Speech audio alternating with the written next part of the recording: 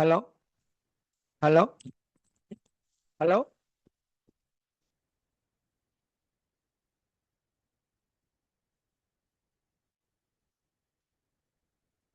Okay, right అండి.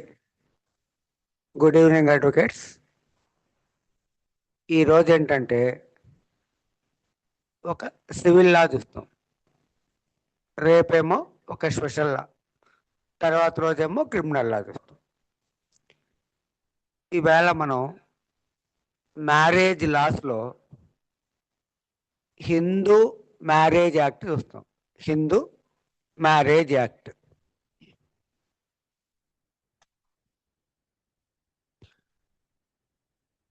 First మనకేం తెలియాలంటే marriage laws differs from religion to religion. వేరు వేరు మతాల వాళ్ళకి వేరు వేరు లాస్ ఉంటాయి. ఈవెన్ కొన్నిసార్లు క్యాస్ట్ని బట్టి కూడా సపరేట్ లా ఉంటుంది. ఇప్పుడు షెడ్యూల్ ట్రైబ్స్ వాళ్ళు ఉన్నారనుకోండి, వాళ్ళు ఏ రిలీజియన్ అయినా సపరేట్ లా ఉంటుంది. So marriage laws differs from religion. హిందువులకి సపరేట్ లా, క్రిస్టియన్స్కి సపరేట్ లా, ముస్లింకి సపరేట్ లా, ఏ రిలీజియన్ లేని వాళ్ళకి సపరేట్ లా, షెడ్యూల్డ్ ట్రైబ్ వాళ్ళకి సపరేట్ లా, ఇట్లా డిఫర్ ఉంటుంది. దాంట్లో ఇప్పుడు ఈవేళ మనం హిందూ మ్యారేజ్ యాక్ట్ చూస్తాం. దీంట్లో ఏం లేదు, ఒక 28 సెక్షన్స్ ఉంటాయి. దానిలో ఒక 4-5 పెద్ద సెక్షన్లు ఉంటాయి, అన్ని చిన్నవి. అంటే 2 క్లాసులు అయిపోతుంది మామూలుగా హిందూ మ్యారేజ్ యాక్ట్. ఏముంటుంది? ఫస్ట్ ఎక్స్టెన్షన్ ఉంటుంది, అప్లికేషన్ ఉంటుంది, డెఫినిషన్ ఉంటుంది, ఓవర్ రైడింగ్ ఉంటుంది, రిజిస్ట్రేషన్ ఆఫ్ హిందూ మ్యారేజ్ ఉంటుంది, సెరమనీస్ ఆఫ్ హిందూ మ్యారేజ్ ఉంటుంది, రెస్టిట్యూషన్ ఆఫ్ కాంజుగల్ రైట్స్ ఉంటుంది, ఆర్సిఆర్, జ్యుడిషియల్ సపరేషన్ ఉంటుంది, వాయిడ్ మ్యారేజ్ ఉంటుంది, వాయిడబుల్ మ్యారేజ్ ఉంటాయి. అట్లా ఇప్పుడు ఊరికే మనం ఆ తర్వాత గ్రౌండ్స్ ఫర్ డైవర్స్ ఉంటుంది. ఎప్పటిలోపు డైవర్స్ పిటిషన్లు వేసుకోవాలో ఉంటుంది. ఒకవేళ కండిషన్స్ని వాయిడ్ చేస్తే ఏంటో పనిష్మెంట్లు ఉంటాయి. ఇవి జనరల్గా. సో ఏమేమి ఉంటాయి అసలు హిందూ మ్యారేజ్ యాక్ట్లో, ఎవరికి అప్లికబిలిటీ, కొన్ని definitions, conditions of Hindu marriage. Hindu marriage చేసుకోవాలంటే కండిషన్స్, దాని రిజిస్ట్రేషన్ ఎలాగా, దాని సెరమనీస్ ఎలాగా, తర్వాత రెస్టిట్యూషన్ ఆఫ్ కాంజుగల్ రైట్స్ ఉంటుంది, జ్యుడిషియల్ సపరేషన్ ఉంటుంది, వాయిడ్ మ్యారేజెస్ ఉంటాయి, వాయిడబుల్ మ్యారేజెస్ ఉంటాయి, గ్రౌండ్స్ ఫర్ డైవర్స్ ఉంటాయి, ఎప్పటిలోపు అప్లికేషన్ వేసుకోవచ్చు ఉంటుంది, అప్పీల్ ఉంటుంది. ఒకవేళ ఈ కండిషన్స్ని వాయిడ్ చేస్తే పనిష్మెంట్లు ఉంటాయి. ఇంతే ఈ యాక్ట్లో ఉండేది. Okay, right. ఇప్పుడు మనం అలాగే చిల్డ్రన్ యొక్క లెజిటిమేసీ, మ్యారేజ్ వాయిడ్ అయింది, వాయిడబుల్ అయింది, ఆ పిల్లల యొక్క లెజిటిమేసీ ఏంటి, ఇవన్నీ ఉంటాయి. ఓకే, రైట్ అండి. First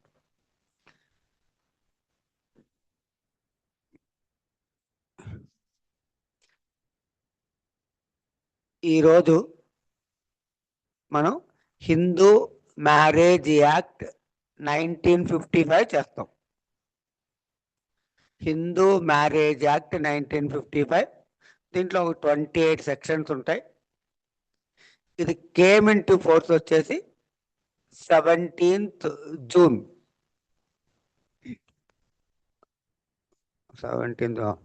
18th May. Came in to force వచ్చేసి 18th మే 1955.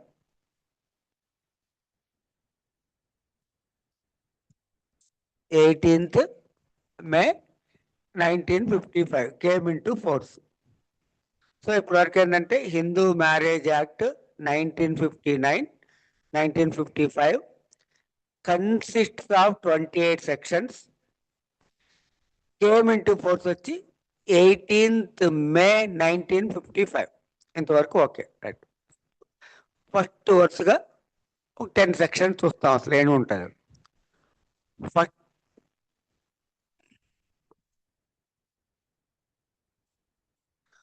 ఫస్ట్ సెక్షను నేము ఎక్స్టెంట్ ఉంటుంది.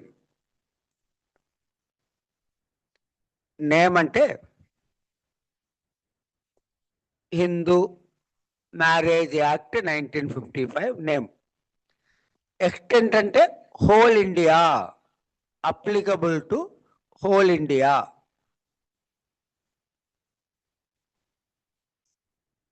Applicable to whole India. Extent అంటే ఇదేంటంటే 31/10/2019. ఇది ఒక డేట్ గుర్తుపెట్టుకోవాలండి. 31/10/2019కి ముందు అంటే prior to 31/10/2019 acts made by parliament are applicable to అంటే extended to whole India except Jammu and Kashmir అనేది ఉంది. అది అర్థం అవ్వాలి. ఈ డేట్కి ముందు మన పార్లమెంటు ఏ యాక్ట్ చేసినా ఎక్సెప్ట్ జమ్మూ అండ్ కాశ్మీర్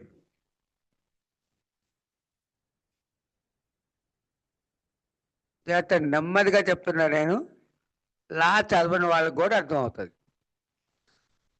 31/10/2019కి ముందు మన ఇండియన్ లాస్ అంటే పార్లమెంట్ చేసిన యాక్ట్లు extent enforceable whole India except Jammu and Kashmir. ఈ డేట్ నుంచి ఇంక్లూడింగ్ జమ్మూ అండ్ కాశ్మీర్. ఇది అర్థం అవ్వాలి. అంటే ఎందుకలా? మన ఇండియన్ కాన్స్టిట్యూషన్లో ఆర్టికల్ 370 ప్రకారం ఈ జమ్మూ అండ్ కాశ్మీర్కి ఒక స్పెషల్ స్టేటస్ ఉండేది.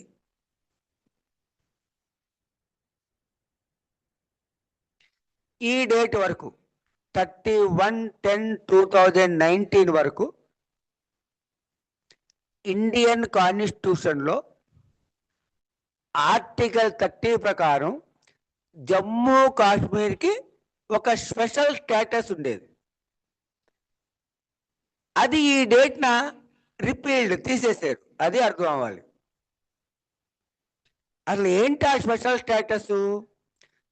Up to 31/10/2019 according to article 370 of our constitution, Jammu Kashmir has its own national flag, its own national anthem, even its own constitution, and it has its own penal code. RPC అని ఉండేది, Ranbir penal code అని ఉండేది. Special status ఉండటం వల్ల ఆ special స్టేటస్ని ఈ రోజున రద్దు చేశారండి. అందుకని 2019 నుంచి అంతకుముందు పార్లమెంట్ చేసిన యాక్టులు కానీ ఆ తర్వాత చేసిన యాక్టులు కానీ జమ్మూ కాశ్మీర్ కూడా అప్లికబుల్. ఏం లేదు, 2 పాయింట్లు గుర్తుగా పెట్టుకోవాలి. ఆర్టికల్ 370 ప్రకారం జమ్మూ కాశ్మీర్కి స్పెషల్ స్టేటస్ ఉండేది. ఆ ఆర్టికల్ని 31/10/2019 రిపీల్ చేశారు. ఇప్పుడు కాన్స్టిట్యూషన్లో లేదు. ఇదేంటంటే సర్దార్ వల్లభాయ్ పటేల్ బర్త్డే ఆ రోజు, ఇంకంతే. అది ఎక్స్టెంట్. సో ఇప్పుడు మన ఇండియన్ లాస్ అన్ని జమ్మూ కాశ్మీర్తో సహా మొత్తానికి applicability.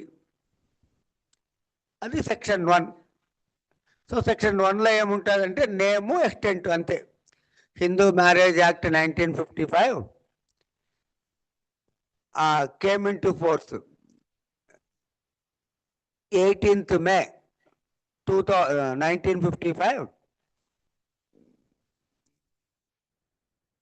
Extend to whole India అంతే. సెక్షన్ 2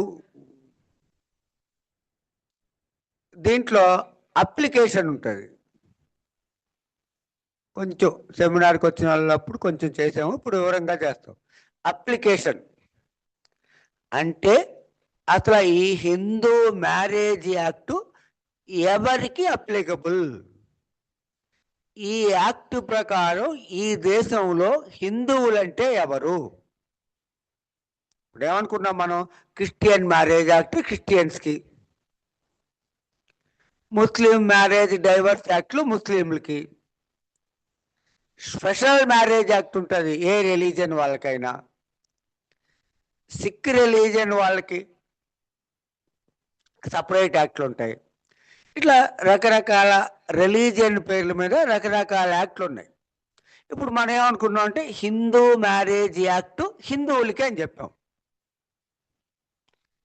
అయితే ఈ యాక్ట్ ప్రకారం ఈ దేశంలో ఎవరు హిందువులు, ఎవరు హిందువులు కాదు, అసలు ఈ యాక్ట్ ఎవరికి అప్లికబిలిటీ మనం నేను చెప్పుకున్నాం. ప్రతిదీ కూడా మనం ఆ యాక్ట్లో ఉన్నదే నేర్చుకోవాలి, బయటది మనకు అవసరం లేదు. ఏమన్నా ఎక్స్ప్లెనేషన్కి అవసరమైతే నేర్చుకుంటాం. అదర్ దాన్ దట్ ప్రతి పాయింట్ నేను చెప్పేది యాక్ట్లో ఉన్న పాయింటే. Okay right. దీంట్లో అప్లికేషన్లు ఏం చెప్పారంటే అసలు ఎవరు హిందువులు ఈ దేశంలో అంటే రిలీజియన్ దగ్గర హిందూ అని పెట్టుకుంటారండి. రిలీజియన్కి ఎదురుగా హిందూ అని పెట్టుకున్నారు, వాళ్ళు హిందువులు ఈ యాక్ట్ ప్రకారం. రిలీజియన్కి ఎదురుగా లింగాయత్ అని పెట్టుకున్నారు,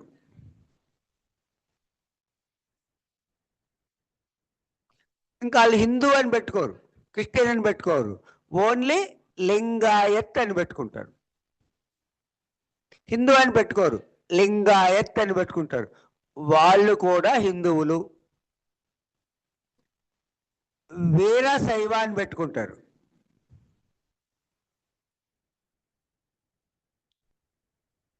వాళ్ళు కూడా హిందువులు. సో ఈ యాక్ట్ ప్రకారం హిందువు అని పెట్టుకుంటే రిలీజియన్కి ఎదురుగా వాళ్ళు హిందువులు, లింగాయత్ అని పెట్టుకుంటే వాళ్ళు హిందువులు, వీరశైవ అని పెట్టుకున్న వాళ్ళు హిందువులు. ఈ యాక్ట్లో హిందువులు అంటే ఎవరో చెప్పారండి. అలాగే ఇంకా ఏం చెప్పారంటే రిలీజియన్ ఎదురుగా బ్రహ్మ సమాజం అని పెట్టుకున్నారు అనుకోండి, బ్రహ్మ సమాజ్, వాళ్ళు కూడా హిందువులే. అంటే ఇంకా రిలీజియన్ దగ్గర హిందూ, లింగాయత్ ఎలా పెట్టుకోరు, డైరెక్ట్గా రిలీజియన్కి ఎదురుగా క్రిస్టియన్స్ అని ఎలా పెట్టుకుంటారు, ముస్లిం అని ఎలా పెట్టుకుంటారు, హిందూ అని ఎలా పెట్టుకుంటారు, అలా బ్రహ్మ సమాజ్ అని పెట్టుకుంటారు, వాళ్ళు కూడా హిందువులు. ఆర్య సమాజ్ అని పెట్టుకుంటారు,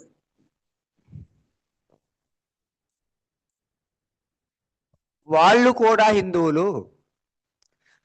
ప్రార్థనా సమాజ్ అని పెట్టుకుంటారు, వాళ్ళు కూడా హిందువులు.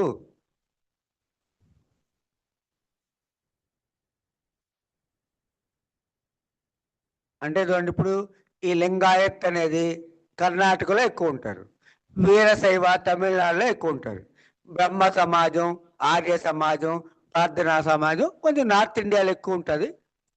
ఇప్పుడిప్పుడే మనకు కొంచెం కొంచెం తెలుసు, రైట్. అలాగే సిక్ రిలీజియన్, సిక్ అని పెట్టుకున్నారు, సిక్ మతం అంటే రిలీజియన్ ఎదురుగా సిక్ అని పెట్టుకున్నారు, హిందువులు. అంటే రిలీజియన్స్ వేరు, ఈ యాక్ట్ ప్రకారం హిందూ అంటే ఎవరో వేరు. అంటే సిక్కు మతంలో ఉన్న ఈ యాక్ట్ ప్రకారం హిందువులా వర్తిస్తుంది. బౌద్ధ మతంలో ఉన్నాడు. బౌద్ధ మతంలో ఉన్నాడు. ఈ యాక్ట్ ప్రకారం హిందూ. జైన మతంలో ఉన్నారు. ఈ యాక్ట్ ప్రకారం హిందూ.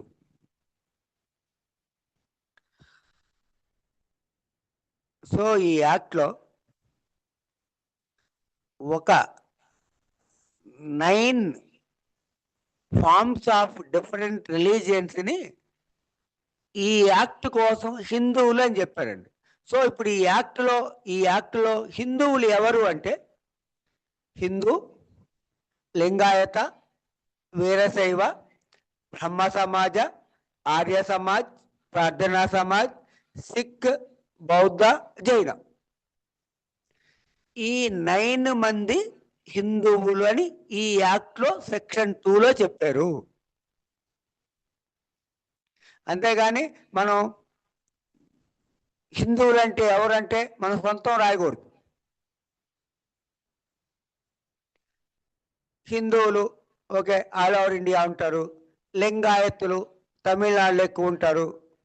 వీరశైవ లింగాయత్ కర్ణాటకలో ఎక్కువ ఉంటారు. వీరశైవ తమిళనాడులో ఎక్కువ ఉంటారు. బ్రహ్మ సమాజం అంటే ఎక్స్ట్రా మనం ఏదన్నా బేర్ యాక్ట్ కాకుండా టెక్స్టైల్ చదివే ఏముంటాయంటే వాటి గురించి ఉంటాయి, మనకు అవసరం లేదు. అంటే ఏముంటుంది బ్రహ్మ సమాజం, దాని ఫౌండరు రాజా రామ్మోహన్ రాయ్. బ్రహ్మ సమాధి ఏం చెప్తుంది? మోనోథిజం, ఒకే దేవుడు అని చెప్తుంది. సో బ్రహ్మ సమాజం ఇప్పుడు మనకి ఇదంతా అక్కర్లా. బ్రహ్మ సమాజం అనేది ఈ యాక్ట్ ప్రకారం హిందువులు, వాళ్ళకి హిందువులా వర్తిస్తుంది. ఆర్య సమాజం, దాని ఫౌండరు స్వామి దయానంద సరస్వతి. వీళ్ళు మ్యారేజెస్ చేస్తారని మనకు తెలుసు. ఎక్స్ట్రా ఏంటంటే రీకన్వర్షన్. వీళ్ళు ఏం చేస్తారంటే శుద్ధి సంఘం అని ఉంటుంది. హిందువులు హిందూ మతంలో నుంచి బయటికి వెళ్ళిపోతే మళ్ళీ తీసుకొచ్చి హిందూ మతంలో జాయిన్ చేస్తారు శుద్ధి చేసి. అది ఆర్య సమాజం చేసే పని. హిందూ మతంలో నుంచి బయటకంటే ఈ 9 మతాల్లోకి వెళ్తే హిందూ మతంలో ఉన్నట్టే. ప్రార్థనా సమాజం ఉంది. వీళ్ళు రాముడి గురించి కృష్ణుడి గురించి ప్రచారం చేస్తారు. అలాగే సిక్ మతం ఉంటుంది. సిక్ మతం గురు నానక్ దాని ఫౌండరు. బౌద్ధ మతం ఉంటుంది. గౌతమ్ బుద్ధుడు దాని ఫౌండరు. జైన మతం ఉంటుంది. వృషభనాథుడు దాని ఫౌండర్. మహావీరుడు ఊరికే ప్రచారం చేస్తాడు. వృషభనాథుడు దాని ఫౌండర్. ఊరికే అంటే దాని గురించి ఎలాబరేషన్ మనకు గుర్తుండటం కోసం. కానీ మనకేం తెలియాలంటే ఈ 9 సెక్షన్ 2 ప్రకారం హిందువులు, ఈ 9 మంది హిందువులు. ఈ సెక్షన్లో ఎవరు హిందువులు కాదో చెప్పారు. మనకు తెలుసు క్రిస్టియన్స్ హిందువులు కాదు, ముస్లిమ్స్ హిందువులు కాదు. ఈ రెండు మనకు తెలుసు. ఇంకోటి ఏంటంటే పార్సీ రిలీజియన్ ఉంటుంది, వాళ్ళు కూడా హిందువులు కాదు.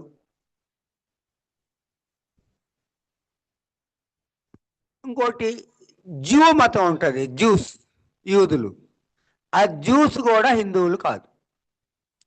ఏం చెప్పారంటే ఈ యాక్ట్లో జాగ్రత్తగా చూడాలి. ఈ 9 మంది హిందువులు, ఈ 4 మంది హిందువులు కాదు అని చెప్పారు. చేస్తండి మనకేమర్థం అవ్వాలంటే ఈ 9లో ఏ రిలీజియన్లో ఉన్నా వీళ్ళు హిందువులు, ఈ 4 మంది హిందువులు కాదు. ఇది ఈ యాక్ట్లో చెప్పింది. ఇంకా అయితే దీని అప్లికేషన్ ఏం చెప్పారంటే ఇది జాగ్రత్తగా నేర్చుకోవాలి. This act is applicable to Hindu marriage act is applicable to not a Christian, not a Muslim, not a Parsi, not a zoo. అంటే ఏం చెప్పారు ఇక్కడ? వీళ్ళేమో హిందువులు, వీళ్ళేమో హిందువులు కాదు, కానీ ఈ యాక్ట్ వీళ్ళకి మాత్రమే అప్లై అవుద్దని చెప్పరా. ఈ 4 రిలీజియన్స్ కాని వాళ్ళకి ఎవరికైనా అప్లికబుల్. ఇప్పుడు సిక్కులకి అప్లికబుల్, లింగాయతులకి అప్లికబుల్, బౌద్ధులకి అప్లికబుల్, ఆర్య సమాజంకి అప్లికబుల్. ఇప్పుడు ఇంకొకళ్ళు ఎవరో నాది కన్ఫ్యూషనిజం అన్నారు మతం. కన్ఫ్యూషనిజం అంటే కన్ఫ్యూషన్ అని ఆయన బుద్ధిజం, బుద్ధుడు బుద్ధిజం లాగా కన్ఫ్యూషనిజం అని ఒక మతం ఉంటుంది చైనాలో. బాంబేలో చాలా మంది ఉంటారు వీళ్ళు. నాది కన్ఫ్యూషనిజం మతం అన్నాడు. ఈ 9లో లేడుగా, ఓకే. ఈ 4లో కూడా లేడుగా. ఏం చెప్పారు ఈ యాక్ట్లో? ఈ 4 కాని వాడు ఎవడైనా ఈ దేశంలో హిందువు, వాడికి హిందువుల అప్లికబుల్ అన్నారు. అంటే ఇప్పుడు ఇతనికి హిందువుల అప్లికబుల్.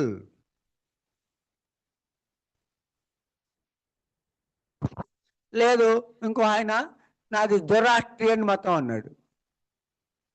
జొరాస్ట్రియన్లు అయితే చాలా మంది ఉంటారు బాంబేలో.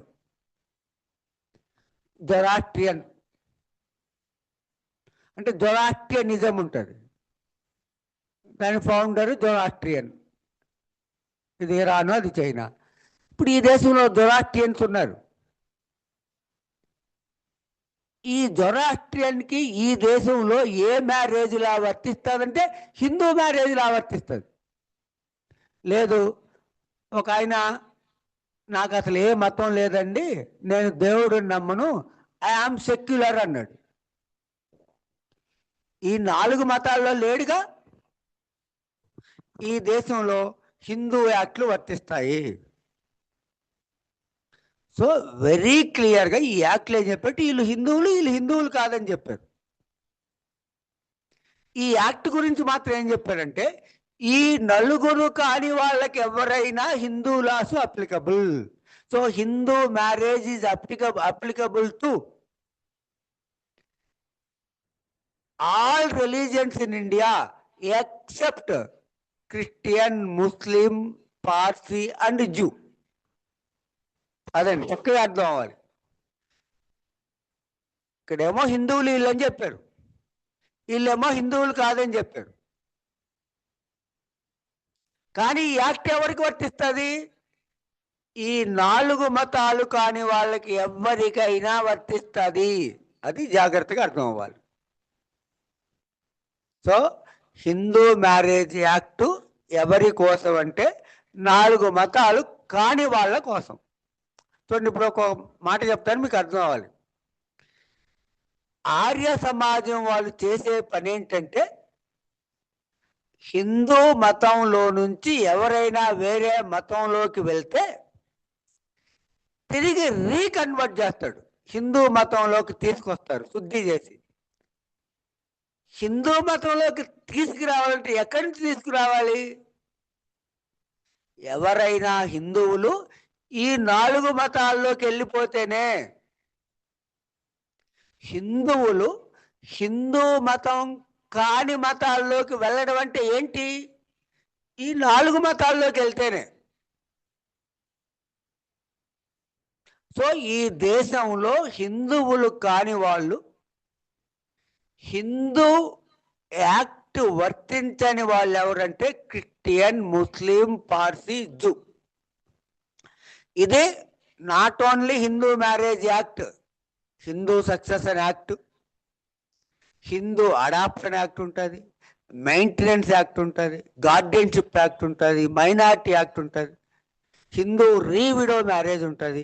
హిందూ పేరు మీద ఏ యాక్టులు ఉన్నా ఆ యాక్టులన్నిటికీ అప్లికబిలిటీ ఇదే.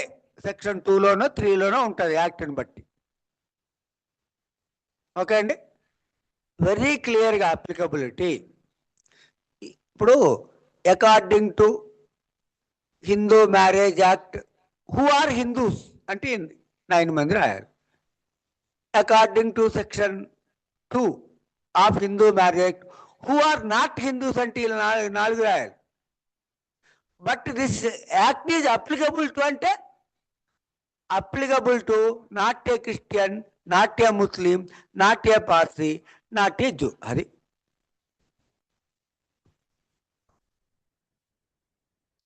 ఇది రాసామనుకోండి 10 మార్క్స్ క్వశ్చన్ వస్తుంది.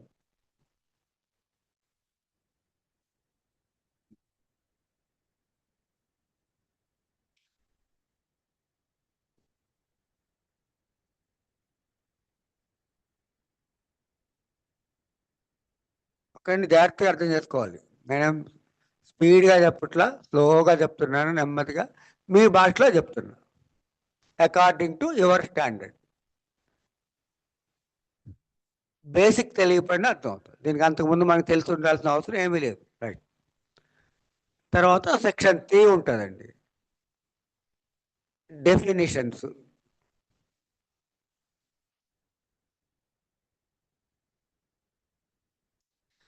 ఈ డెఫినిషన్స్లో బ్లడ్, సపోజ్ ఫుల్ బ్లడ్ డెఫినేషన్లో అంటే అన్నాదమ్ముళ్ళు ఉంటారు, అన్నా చెల్లు ఉంటారు, అక్కా తమ్ముడు ఉంటారు. బ్లడ్ రిలేషన్లో రకాలు ఉంటాయి. ఫుల్ బ్లడ్ రిలేషన్ ఉంటుంది, హాఫ్ బ్లడ్ రిలేషన్ ఉంటుంది, యుట్రైన్ బ్లడ్ రిలేషన్ ఉంటుంది,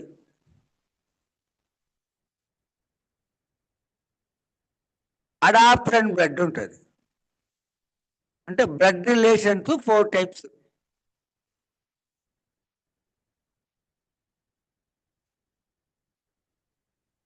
అవన్నీ కూడా సెక్షన్ 3లో చెప్పాం కదా, మనకి బయటవే అవసరం లేదు. ఏదన్నా అర్థం అవడం కోసం, ఎక్స్ప్లెనేషన్ కోసం తెచ్చుకుంటాం అంతే. ఓకే. ఫుల్ బ్లడ్ అంటే ఏబీలు ఉన్నారండి, ఏబీలు బ్రదర్స్. వీళ్ళ ఫాదర్ సేమ్, వీళ్ళ మదర్ సేమ్. అంతగా జనరల్గా అలాగే ఉంటుంది మనందరికీ. ఏబీలు ఉన్నారు, brothers, same father, same mother. అంటే ఏబీల ఫాదర్ ఒకళ్ళే, ఏబీల మదర్ ఒకళ్ళే. దీన్ని ఫుల్ బ్లడ్ రిలేషన్ అంటాం. హాఫ్ బ్లడ్ రిలేషన్ ఉంటారు, ఏబీలు ఉన్నారు.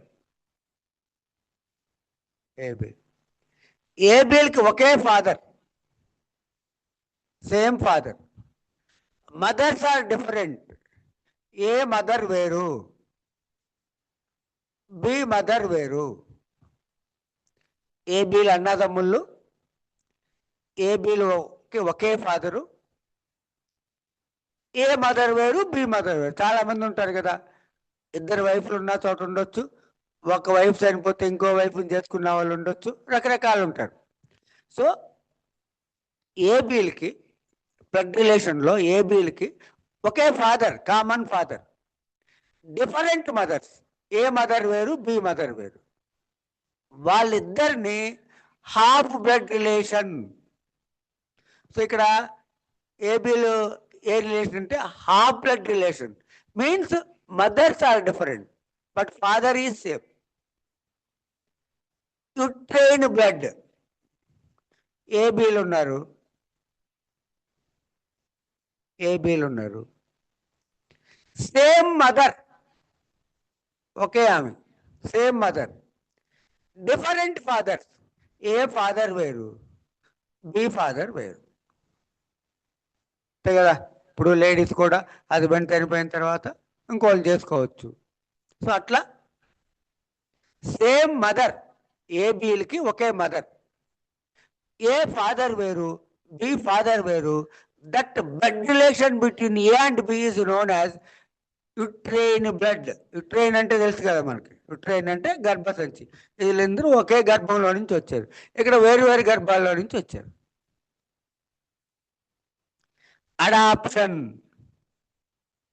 Adoption blood relation, this is also known as adoption blood. అంటే కోర్టు యొక్క పర్మిషన్ తీసుకొని దత్తత తీసుకుంటారు అఫీషియల్గా. అడాప్షన్ యాక్ట్లు ఉంటాయి, హిందూ అడాప్షన్ యాక్ట్ ఉంటుంది.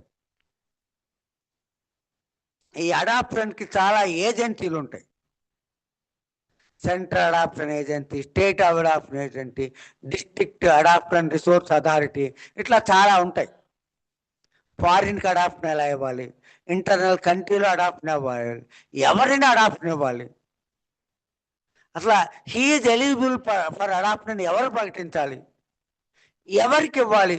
ఒకడు అప్లికేషన్ పెట్టుకుంటాడు, ఎక్కడ పెట్టుకోవాలి, అప్లికేషన్ పెట్టుకుంటే హోమ్ స్టడీ చేస్తారు, అతన్ని స్టడీ చేసి వాళ్ళకి ఎలిజిబిలిటీ ఉంటే ఇస్తారు.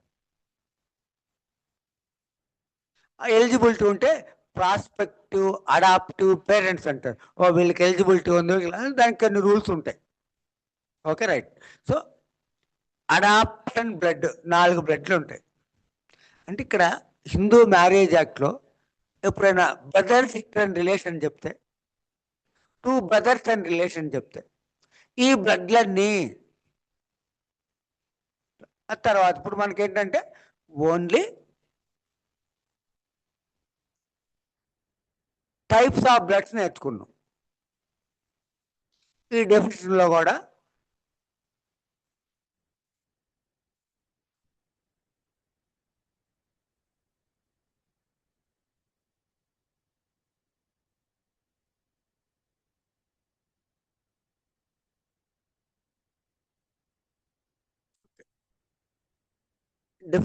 లోనే డిగ్రీస్ ఆఫ్ prohibited relationship.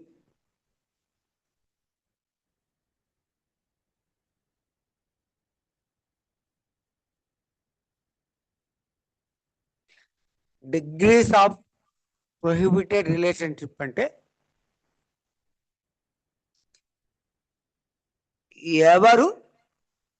ఎవరిని మ్యారేజ్ చేసుకోకూడదు. ఇప్పుడు అన్నదమ్ముల పిల్లలు మ్యారేజ్ చేసుకోకూడదు, పోనీ అక్కా చెల్లి పిల్లలు మ్యారేజ్ ఎక్కడుంది, ఈ యాక్ట్లో ఉంది. అదే అర్థం. ఎవరిని మ్యారేజ్ చేసుకోకూడదో ఉంది. ఇక్కడ ఎవరిని చేసుకోవద్దో ఉంది కదా, అలా చేసుకున్న మ్యారేజెస్ చెల్లవు, వాయిడ్. అది వాయిడ్ ఎప్పుడు, ఎవరన్నా కోర్టులకు వెళ్తేనే. అయితే ఇప్పుడు జాగ్రత్తగా ఎవరిని పెళ్లి చేసుకోకూడదో చూస్తాం. ఎవరిని పెళ్లి చేసుకోకూడదో చెప్పారు, దానినే డిగ్రీస్ ఆఫ్ ప్రొహిబిటెడ్ రిలేషన్షిప్ అంటాం. ఫస్ట్ ఏంటంటే లైనియల్ అసెండెంట్ అంటాం.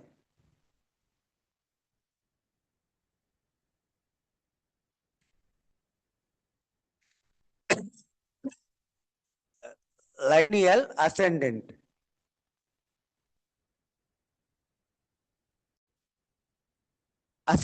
అంటే పైకి నేనున్నాను, మా ఫాదర్స్ ఫాదర్ అసెండెంట్. డిసెండెంట్ సన్ను అట్లా అసెండింగ్ డిసెండింగ్. లైనియల్ అసెండెంట్ని చేసుకోకూడదు అని చెప్పారండి. ఇప్పుడు ఒక అమ్మాయి ఉంది, ఉమెన్, గర్ల్. ఈ గర్ల్కి లైనియల్ అసెండెంట్ అంటే ఎవరు, ఫాదర్. అంటే ఒక అమ్మాయి ఫాదర్ని చేసుకోకూడదు.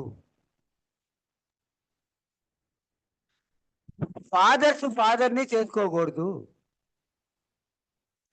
ఫాదర్ని చేసుకోకూడదు. అలా ఎన్ని జనరేషన్స్ అయినా చేసుకోవద్దు అని చెప్పాడు. నేను చెప్పేది ఈ యాక్టులో ఉన్నదే. సో ఎవరిని ఎందుకు మ్యారేజ్ చేసుకోకూడదో ఈ డిగ్రీస్ ఆఫ్ ప్రొహిబిటెడ్ రిలేషన్లో చెప్పారు. సరే, అలా చేసుకుంటే చెల్లదనేది హిందూ మ్యారేజ్ యాక్ట్లో, దీంట్లో సెక్షన్ 5లో చెప్పారు. ఇప్పుడు మనం సెక్షన్ 3లో చూస్తున్నాం. ఈ డిగ్రీస్ ఆఫ్ ప్రొహిబిటెడ్ రిలేషన్షిప్ మధ్య మ్యారేజ్ జరిగితే చెల్లదని సెక్షన్ 5లో చెప్పారు. సరే, మళ్ళీ వస్తాయి కండిషన్స్. ఇప్పుడు సెక్షన్ 3లో డెఫినేషన్స్లో మనం ఒక డెఫినేషన్ ఏంటంటే డిగ్రీస్ ఆఫ్ ప్రొహిబిటెడ్ రిలేషన్షిప్ అంటే ఏంటో చూస్తున్నాం. అంటే ఈ రిలేషన్ని నిషేధించారు, మ్యారేజ్ చేసుకోవద్దు. అంటే ఇప్పుడు మనం గాలిని తీసుకున్నాం, అసెండింగ్ ఆపోజిట్ జెండర్ తీసుకోవాలి. అసెండింగ్ ఆపోజిట్ జెండర్ ఎవరు ఉంటారు? అమ్మాయికి ఫాదర్, ఫాదర్ని చేసుకోవద్దు. ఫాదర్ని చేసుకోవద్దు. ఫాదర్ని చేసుకోవద్దు. బాయ్ ఉన్నాడు, లైనియల్ అసెండెంట్ ఆపోజిట్ జెండర్ మదర్, అంటే మదర్ని చేసుకోవద్దు. అంటే ఇలా ఎందుకు జాగ్రత్త అండి. ఇక్కడ పార్క్ చెయ్యకూడదు అంటే పార్కింగ్ చేస్తున్నారు కాబట్టి బోర్డు పెట్టారు. హెల్మెట్ లేకుండా వెళ్ళొద్దంటే వెళ్తున్నారు కాబట్టి బోర్డు. తల పగలగొట్టకూడదని రాస్తే తల పగలగొడుతున్నారు కాబట్టి రాశారు. రేప్ చేయకూడదని రాశారంటే రేప్ చేస్తారు కాబట్టి రాశారు. మర్డర్ చేయకూడదంటే మర్డర్ చేస్తారు కాబట్టి రాశారు. డౌరీ తీసుకోవద్దంటే తీసుకుంటారు కాబట్టి. ఏదైనా ఒక పని చెయ్యొద్దని రాస్తే మనుషులు అది చేస్తారని అర్థం. అంటే ఇలా జరిగినాయి. ఇప్పటికీ చాలా ట్రైబల్ ఏరియాస్లో, అర్బన్కి దూరంగా ఉన్న ట్రైబల్ ఏరియాస్లో ఇది జరుగుద్ది. సో మదర్ని చేసుకోవద్దు, మదర్ని చేసుకోవద్దు, మదర్ని చేసుకోవద్దు. ఎన్ని జనరేషన్ అయినా ఒకసారి జనరేషన్ ఎలా కౌంట్ చేస్తామంటే ఫస్ట్ జనరేషన్ ఎప్పుడైనా అవసరమైనప్పుడు, second generation, third generation, fourth generation. First generation, second generation, third generation. Suppose ఇది లేదనుకోండి, ఇక్కడ నుంచి లెక్కేసుకోవాలి. ఫస్ట్ జనరేషన్, సెకండ్ జనరేషన్, ఇది కూడా లేదనుకోండి, ఫస్ట్ జనరేషన్. ఎక్కడి నుంచి స్టార్ట్ చేస్తాం అక్కడ నుంచి జనరేషన్. ఫస్ట్ పాయింట్ అర్థమైంది కదా. లైనియల్ అసెండెంట్ చేసుకోవద్దు అన్నప్పుడు మనం ఆపోజిట్ జెండర్ తీసుకున్నాం.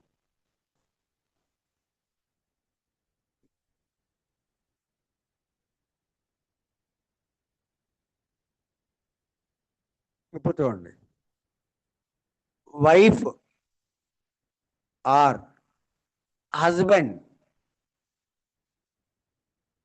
Of lineal ascendant or descendant.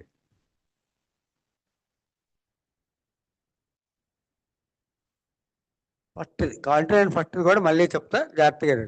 ఇప్పుడు ఏమన్నారంటే, ఇప్పుడు కూడా లైనియల్ అసెండెంట్, లైనియల్ డిసెండెంట్. కాకపోతే ఏమన్నారంటే wife of lineal ascendant, husband of lineal ascendant, wife of lineal descendant, husband of lineal descendant చేసుకోవద్దు. ఇప్పుడు ఒక అమ్మాయి ఉంది,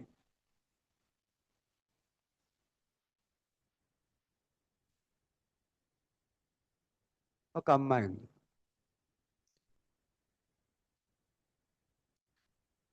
ఏమన్నారు? Husband of lineal ascendant gal ఉన్నారు. గాల్కి లైనియల్ అసెండెంట్ ఇంతకు ముందు ఫాదర్ వేసుకున్నాం, ఇప్పుడు సేమ్ జెండర్ లో వేసుకోవాలి మదర్.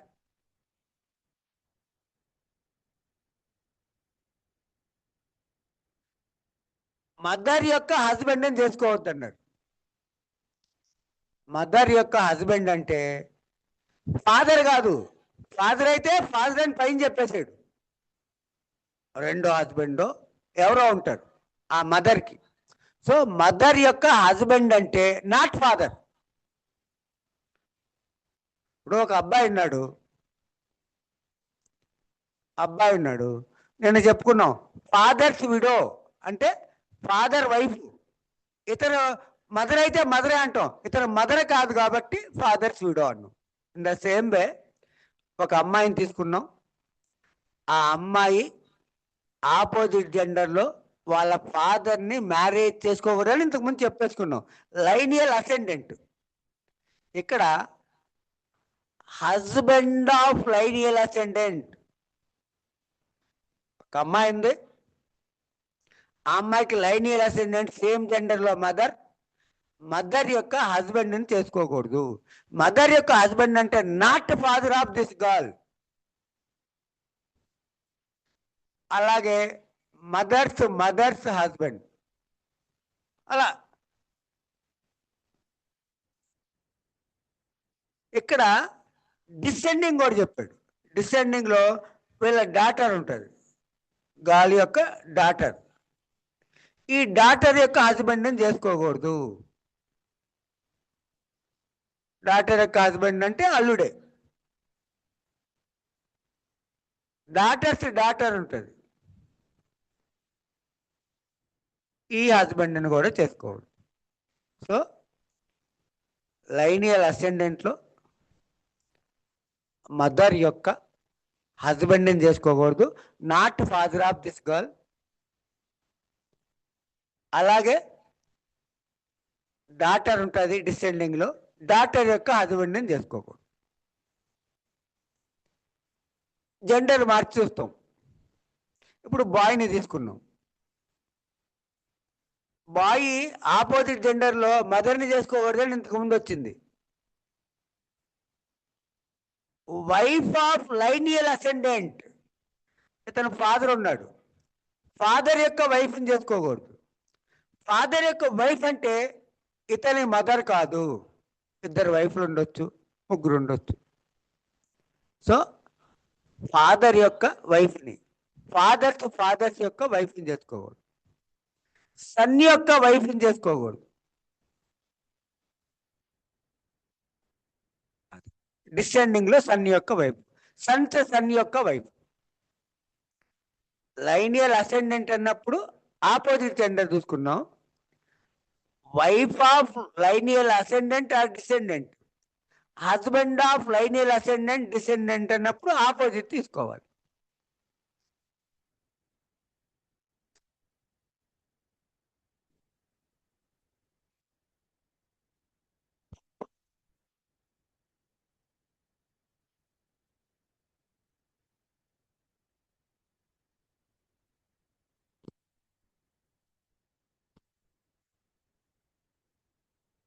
మళ్ళీ ఒకసారి చెప్తాను, ఇది degrees of prohibited relationship.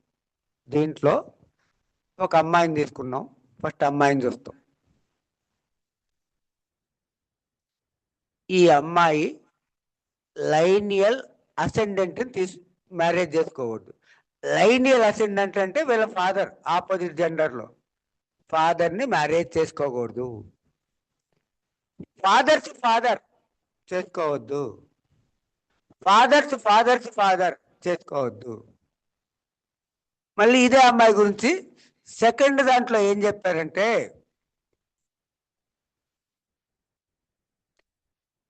Husband of lineal ascendant, husband of lineal descendant. Husband అన్నాడు కాబట్టి సేమ్ జెండర్ తీసుకోవాలి. ఒక అమ్మాయి ఉంది, లైనియల్ అసెండెంట్ మదర్, ఇక్కడ ఆపోజిట్ జెండర్ తీసుకున్నాం ఫాదర్. ఇప్పుడు హస్బెండ్ ఆఫ్ లైనియల్ అసెండెంట్ అంటే మదర్ యొక్క హస్బెండ్. అయితే ఇక్కడ మనం ఏమనుకున్నాం అంటే, మదర్ యొక్క హస్బెండ్ అంటే వీళ్ళ ఫాదర్ కాదు, ఎందుకంటే వీళ్ళ ఫాదర్ ఇంతకు ముందు వచ్చేసాడుగా. ఫాదర్ని చేసుకోవద్దని ఇక్కడ చెప్పాంగా, మళ్ళీ ఫాదర్ని చేసుకోవద్దని ఇక్కడ ఎందుకు చెప్తాం? హస్బెండ్ ఆఫ్ లైనియల్ అసెండెంట్ వీళ్ళ మదర్ యొక్క హస్బెండ్ అంటే ఫాదర్ కాకుండా ఇంకొకళ్ళు ఉంటారు. అలాగే మదర్ అలా ఎన్ని జనరేషన్లు అయినా హస్బెండ్ని చేసుకోవద్దు అన్నారు. క్లియర్గా అర్థం. లైనియల్ డిసెండెంట్, గాల్కి లైనియల్ డిసెండెంట్ డాటర్, ఈ డాటర్ యొక్క హస్బెండ్ని చేసుకోవద్దు అన్నారు, అల్లుడిని కూడా చేసుకోవద్దు అన్నారు. అలా మళ్ళీ డాటర్ ఉన్న హస్బెండ్ని చేసుకోవద్దు అన్నారు.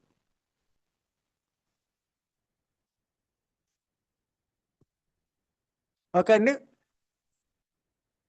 ఫీమేల్ అర్థమైంది. అలాగే మేల్ కూడా చేసేస్తే మీకు క్లారిటీ వస్తుంది. ఇప్పుడు బాయ్ని తీసుకున్నాం.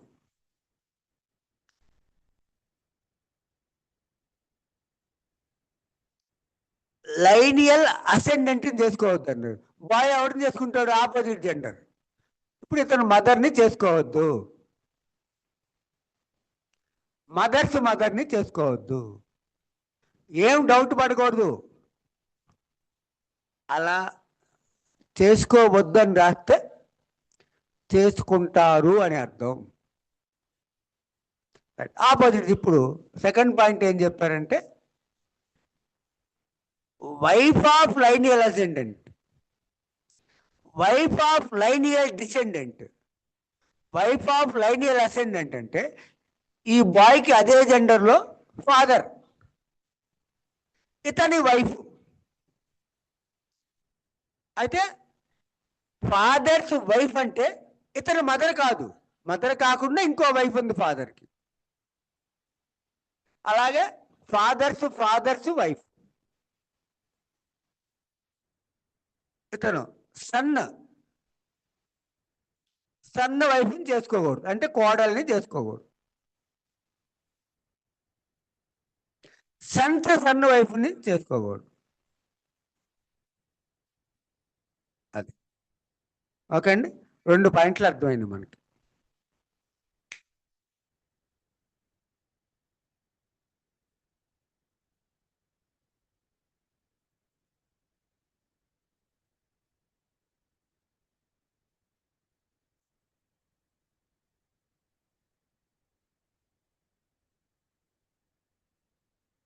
ఇంకో పాయింట్ తీసుకోండి, ఇది ఓన్లీ బాయ్స్కి. ఎవరిని చేసుకోకూడదంటే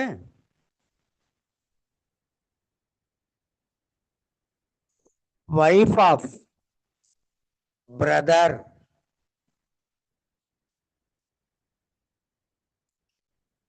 బ్రదర్ యొక్క వైఫ్ని చేసుకోకూడదు. ఏ కారణం, ఒకవేళ బ్రదర్ చనిపోయినా, లేకపోతే బ్రదర్కి 2 వైఫ్లు ఉన్నా, కారణం ఏదైనా ఉండండి, బ్రదర్ వైఫ్ని చేసుకుంటే తర్వాత వస్తుంది, కోర్టులకి వెళితే చెల్లదు, వాయిడ్ అనమాట. అంటే డిగ్రీస్ ఆఫ్ ప్రొహిబిటెడ్ రిలేషన్స్లో చేసుకున్న మ్యారేజెస్ అన్ని వాయిడ్. సో ఒక పాయింట్ ఏం చెప్పుకున్నా అంటే, మనం వైఫ్ ఆఫ్ బ్రదర్ చేసుకోకూడదు. Wife of father's brother,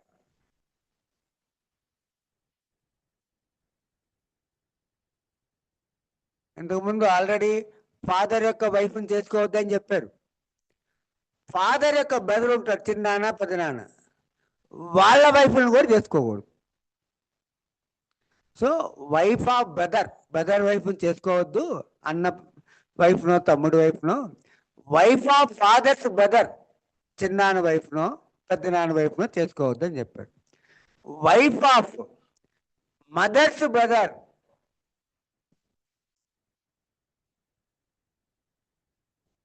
wife of mother's brother, mother ఉంటారు, మదర్కి ఒక బ్రదర్ ఉంటారు, మేనమామ, వాళ్ళ వైఫ్ను కూడా చేసుకోవద్దని చెప్పారు. అలాగే మళ్ళీ ఇక్కడ వైఫ్ ఆఫ్ ఫాదర్స్ బ్రదర్ అంటే ఇంకా జనరేషన్ కంటిన్యూషన్. ఫాదర్ యొక్క బ్రదర్ని చేసుకోవద్దు, ఫాదర్ యొక్క బ్రదర్ వైఫ్ని చేసుకోవద్దు. వైఫ్ ఆఫ్ బ్రదర్ చేసుకోవద్దు, వైఫ్ ఆఫ్ ఫాదర్స్ బ్రదర్ చేసుకోవద్దు, వైఫ్ ఆఫ్ మదర్స్ బ్రదర్ చేసుకోవద్దు, wife of father's brother, wife of mother's brother, అమ్మమ్మ తమ్ముడు వైఫ్ని. ఇవన్నీ ఆ సెక్షన్లో ఉంటాయి, ఒకసారి మీరు నైట్ మళ్ళీ చదువుకుంటే వెరీ క్లారిటీ. నేను యాక్ట్లో ఉన్నాయే చెప్తున్నా అంతే.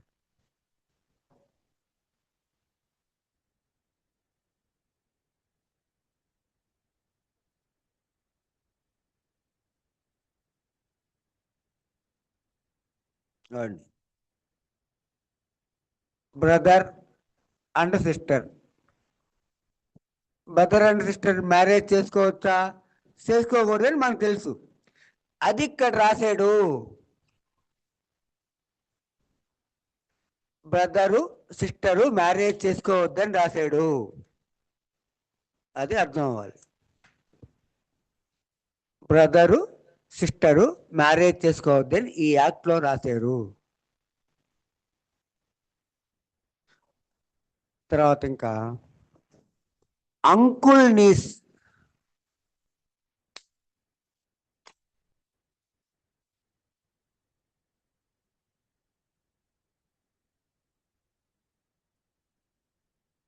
అంటే మేనకోడలు మేనమామ పెళ్లి చేసుకోకూడదు. మేనకోడల్ని మేనమామ పెళ్లి చేసుకోకూడదు. చేసుకుంటే ఆ అమ్మాయి కోర్టుకి వెళ్తే చెల్లదు. సో మేనకోడల్ని చేసుకోకూడదు. మేనమామ మేనకోడలు చేసుకోకూడదు. ఆంటీ, నెఫ్యూ, మేనత్త మేనల్లుడు చేసుకోకూడదు. మేనత్త ఇవి ఎక్కువ, ఇవి చాలా తక్కువ, కానీ ఇవి ఎక్కువ చేసుకుంటూ ఉంటాం. ఓకే అండి. సో ఏం చెప్పాం? అన్నా చెల్లి చేసుకోకూడదు, అక్క తమ్ముడు చేసుకోకూడదు, మేనమామ మేనకోడలు చేసుకోకూడదు, మేనత్త మేనల్లుడు చేసుకోకూడదు.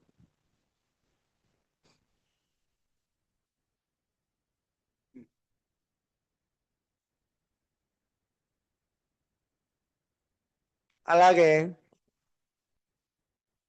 అన్నాదమ్ముల పిల్లలు చేసుకోకూడదు. Children of two brothers. అదే మనకు తెలుసు, అన్నాదమ్ముల పిల్లలు చేసుకోకూడదు. చేసుకోకూడదని ఇక్కడ రాశారు, చిల్డ్రన్ ఆఫ్ టూ బ్రదర్స్. చూడండి ఇక్కడ, చిల్డ్రన్ ఆఫ్ టూ సిస్టర్స్, అక్కా చెల్లి పిల్లలు చేసుకోవద్దు. ఈ రెండు ఓకే, దాదాపు పాటిస్తాం. ఇప్పుడు చూడండి ఇక్కడ మూడో point, children of brother and sister, అక్క తమ్ముడు పిల్లలు చేసుకోకూడదు, అన్న చెల్లి పిల్లలు చేసుకోకూడదు.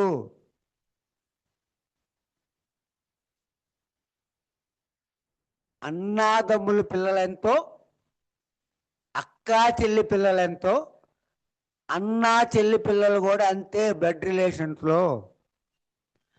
అక్క తమ్ముడు పిల్లలు కూడా అంతే బ్లడ్ రిలేషన్లో. కాబట్టి చిల్డ్రన్ ఆఫ్ టూ బ్రదర్స్ చేసుకోకూడదు,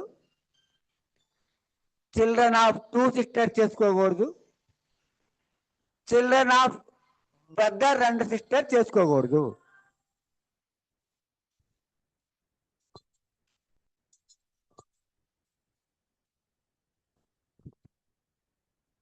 అయితే ఇక్కడ ఏంటంటే, ఒక కష్టం కింద మనం చేసుకుంటున్నాం, కష్టం అని చూపించాలి కోర్టుకి. అంటే చూడండి, అసలు ఈ బ్రదర్ సిస్టర్ పిల్లలు చేసుకోవడం అనేది ఎక్కువ ఓన్లీ ఆంధ్రప్రదేశ్ కర్ణాటకలోనే ఉంటుంది, వేరే చోట ఆ సిస్టమ్ లేదు. ఓకే అండి. సో మీకు డిగ్రీస్ ఆఫ్ ప్రొహిబిటెడ్ రిలేషన్షిప్లో ఎవరు చేసుకోకూడదో చెప్పారు, చాలా క్లియర్గా చెప్పారు.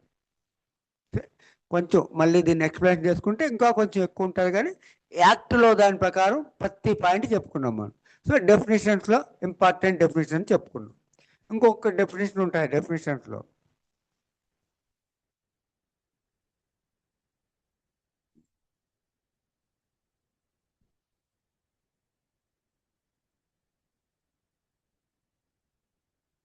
ఒకటి ఏంటంటే సపిండా రిలేషన్షిప్.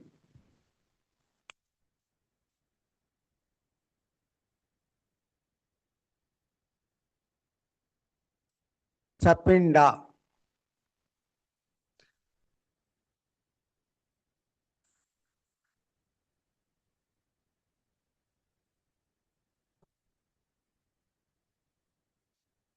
సపిండా రిలేషన్షిప్ అంటే సేమ్ పిండం, అంటే ఒకే పిండం నుంచి వచ్చినట్టు. ఆ సపిండా రిలేషన్షిప్ లో ఉన్న వాళ్ళు కూడా చేసుకోకూడదు.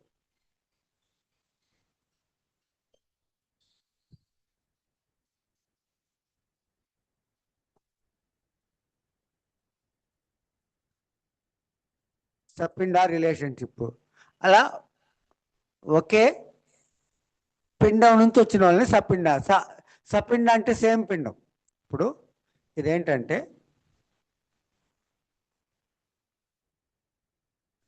ఇక్కడ ఒక అతను ఉన్నాడు, ఒక అమ్మాయి ఉంది, ఒక అబ్బాయి ఉన్నాడు. సపిండా అంటే mother side, female side 3 generations. Mother, mother's mother. Generations ఎలా లెక్కాలి? First generation, second generation, third generation. 3 generations in the female line, 5 generations in the male line, father side. First generation is first, second, third, fourth, fifth.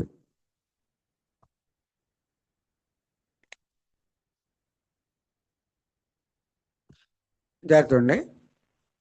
ఒక అబ్బాయిని తీసుకున్నాం.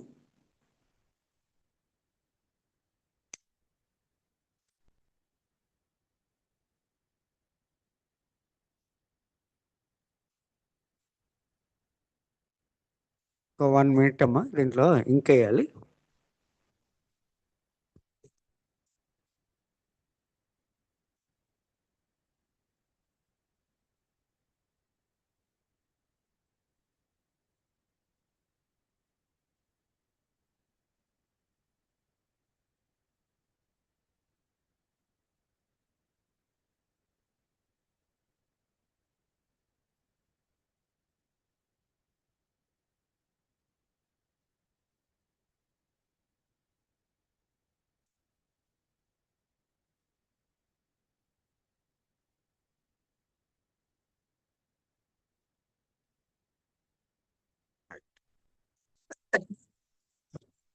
ఇక్కడ ఒక బాయ్ని తీసుకున్నాం. Mother side, female side 3 generations, 1, 2, 3. Male side, father side 5 generations, 1, 2, 3, 4, 5. ఈ 7 generations లో ఉన్న relatives ని చేసుకోవద్దు. అసలు మదర్ సైడ్ రిలేటివ్స్ ఇతనితో కలిపి 3 generations, ఫాదర్ సైడ్ రిలేటివ్స్ ఇతనితో కలిపి 5 generations. మ్యారేజ్ చేసుకోవద్దు అంటే అదెంత దూర బంధువు అయినా చేసుకోకూడదు. ఇక్కడ ఏం చెప్పారు? మనం పెళ్లి చేయాలంటే ఈ ఎన్ని తరాలు చూడండి, ఎన్ని జనరేషన్స్? 1, 2, 3, 4, 5, 6, 7. మామూలుగా ఏమంటారు? అటేడు తరాలు ఇటేడు తరాలు చూడమంటారు. అటేడు తరాలు ఇటేడు తరాలు చూడమంటే ఆ 7 తరాలు మంచోడో కాదు మనకి ఎలా తెలుస్తుంది? ఈ 7 తరాల్లో ఎవడన్నా బంధువు అయితే చేసుకోవద్దని చెప్పారు. అవి 7 తరాలంటే. సో ఈ 7 తరాల్లో ఎవడన్నా బంధువు ఉంటే చేసుకో. అటేడు తరాలు చూడండి, ఇటేడు తరాలు చూడంటే ఏమన్నా బంధువులేమో చూడమన్నారు. ఒకవేళ అలా గనక రిలేషన్ ఉంటే వాళ్ళంతా సేమ్ పిండం కింద లెక్క, చేసుకోవద్దు అని చెప్పారు. This is known as sapinda relation. Okay అండి. సో డెఫినేషన్స్లో బ్లడ్ 4 రకాలని చెప్పుకున్నాం. డిగ్రీస్ ఆఫ్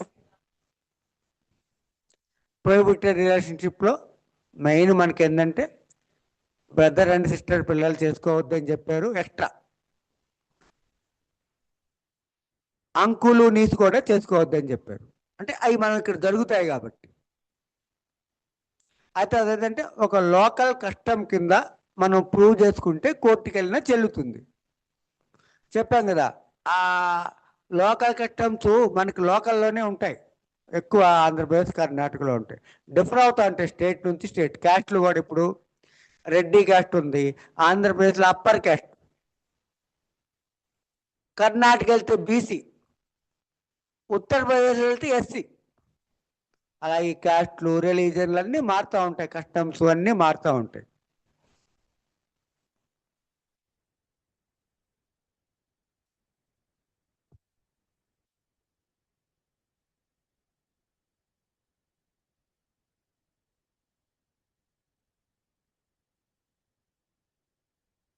సో ఇప్పుడు ఈ బ్రదర్ సిస్టర్ రిలేషన్ ఉందే,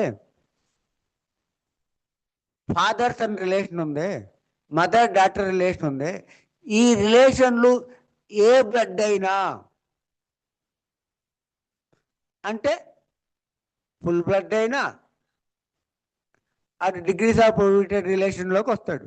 హాఫ్ బ్లడ్ అయినా వస్తాడు, యుట్రైన్ బ్లడ్ అయినా వస్తాడు, అడాప్షన్ బ్లడ్ అయినా వస్తాడు. ఇంకా అప్లికబిలిటీలో మనం సెక్షన్ 2లో అప్లికబిలిటీలో ఒక పాయింట్ మర్చిపోయాం.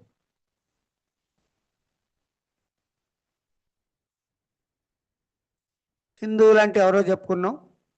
ఈ act Christian, Muslim, Parsi, zoo తప్ప ఎవరికైనా అప్లికబుల్ అని చెప్పుకున్నాం. రైట్. అయితే కన్వర్ట్ అయిన వాళ్ళకు కూడా అప్లికబుల్ టు కన్వర్ట్స్. హిందూ మతంలోకి వచ్చిన వాళ్ళకు కూడా ఈ యాక్ట్ అప్లికబుల్. హిందూ మతంలోకి రావడం అంటే ఎక్కడి నుంచి రావాలి? ఆ 4 మతాల్లో నుంచే రావాలి. అది అర్థం అవ్వాలి. హిందూ మతంలో కన్వర్ట్ అయ్యాడంటే, సిక్ కన్వర్ట్ అయితే హిందూ మతంలోకి వచ్చినట్టు కాదు, ఆల్రెడీ వాడు హిందూ మతం. బుద్ధిస్ట్ కన్వర్ట్ అయితే హిందూ మతంలోకి వచ్చినట్టు కాదు, ఆల్రెడీ హిందూ మతం. సిక్ వస్తే హిందూ మతంలోకి వచ్చినట్టు కాదు, ఆల్రెడీ హిందూ మతం. సో హిందూ రిలీజియన్లోకి కన్వర్ట్ అయిన వాళ్ళకి ఈ యాక్ట్ అప్లికబుల్. హిందూ రిలీజియన్లోకి కన్వర్ట్ అవడం అంటే ముస్లిం నుంచి రావడం, క్రిస్టియన్ నుంచి రావడం, పార్సీ నుంచి రావడం, జూ నుంచి రావడం. And this act is applicable to రీకన్వర్ట్స్.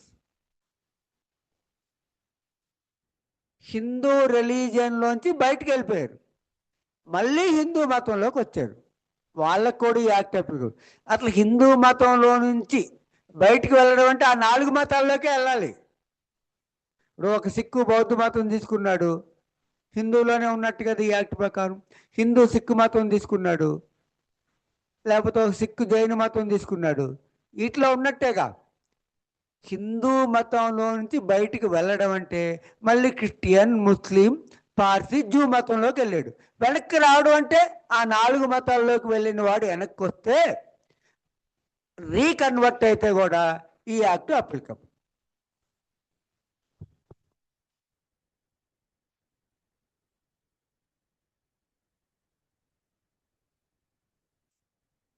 తర్వాత ఒక చైల్డ్ ఉన్నాడు.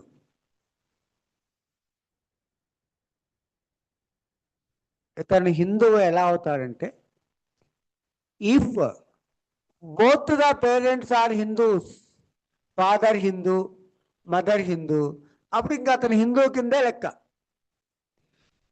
If both the parents are Hindus,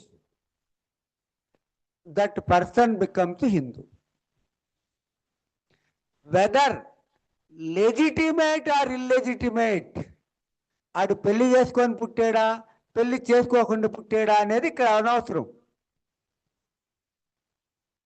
ఒకని రిలీజియన్ ఎలా డిసైడ్ చేస్తారంటే, if both the parents are Hindus, that person is a Hindu, whether born legitimately or illegitimately. ఈ చైల్డ్ ఉన్నాడు, వాళ్ళ ఫాదర్ మదర్ పెళ్లి చేసుకొని పుట్టినా ఇతను హిందువే, పెళ్లి చేసుకోకుండా ఇతని కన్నా ఇతను హిందువే. And if one of the parents is a Hindu, mother Hindu, father Hindu కాదు, హిందూ కాదంటే మళ్ళీ ఎక్కడ ఆ 4 మతాల్లో ఉన్నాడని అర్థం. లేకుంటే ఫాదర్ హిందూ, మదర్ ఎక్కడ ఆ 4 మతాల్లో ఉన్నట్లు లెక్క. If one of the parents is a Hindu and brought up according to the customs of that Hindu parent, he is also a Hindu, whether legitimate or illegitimate. Parents ఇద్దరిలో ఒకరు హిందూ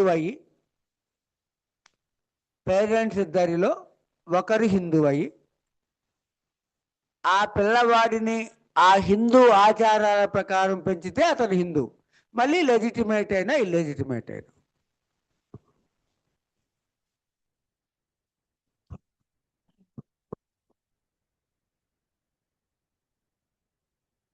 ఇంకో పాయింట్ ఏంటంటే,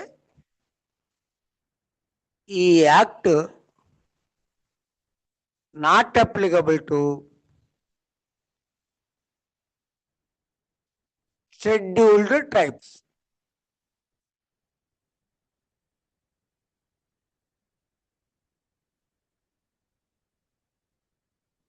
ఈ act not applicable to scheduled, అంటే scheduled tribes వాళ్ళకి STs అంటే మామూలుగా అయితే గిరిజనులు అంటారు.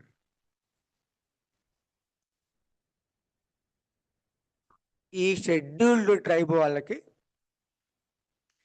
ఈ హిందూ యాక్ట్లు వర్తించవు. ఈ యాక్ట్ వర్తించదని రాశారు అప్లికబిలిటీలో. ఎందుకు రాసేది స్పెషల్గా? This is not a religion కదా, క్యాస్ట్ కదా. Though they are Hindus, scheduled tribe ఏమన్నారు ఇక్కడ? క్రిస్టియన్, ముస్లిం, పార్సీ, జ్యూస్ కాకుండా ఎవరికైనా వర్తిస్తుంది అన్నాడు. ఏం చెప్పారంటే this act not applicable to scheduled tribes. That means though they are Hindus, వాళ్ళు హిందువులైనప్పటికీ ఈ హిందూ మ్యారేజ్ యాక్ట్ వర్తించదు.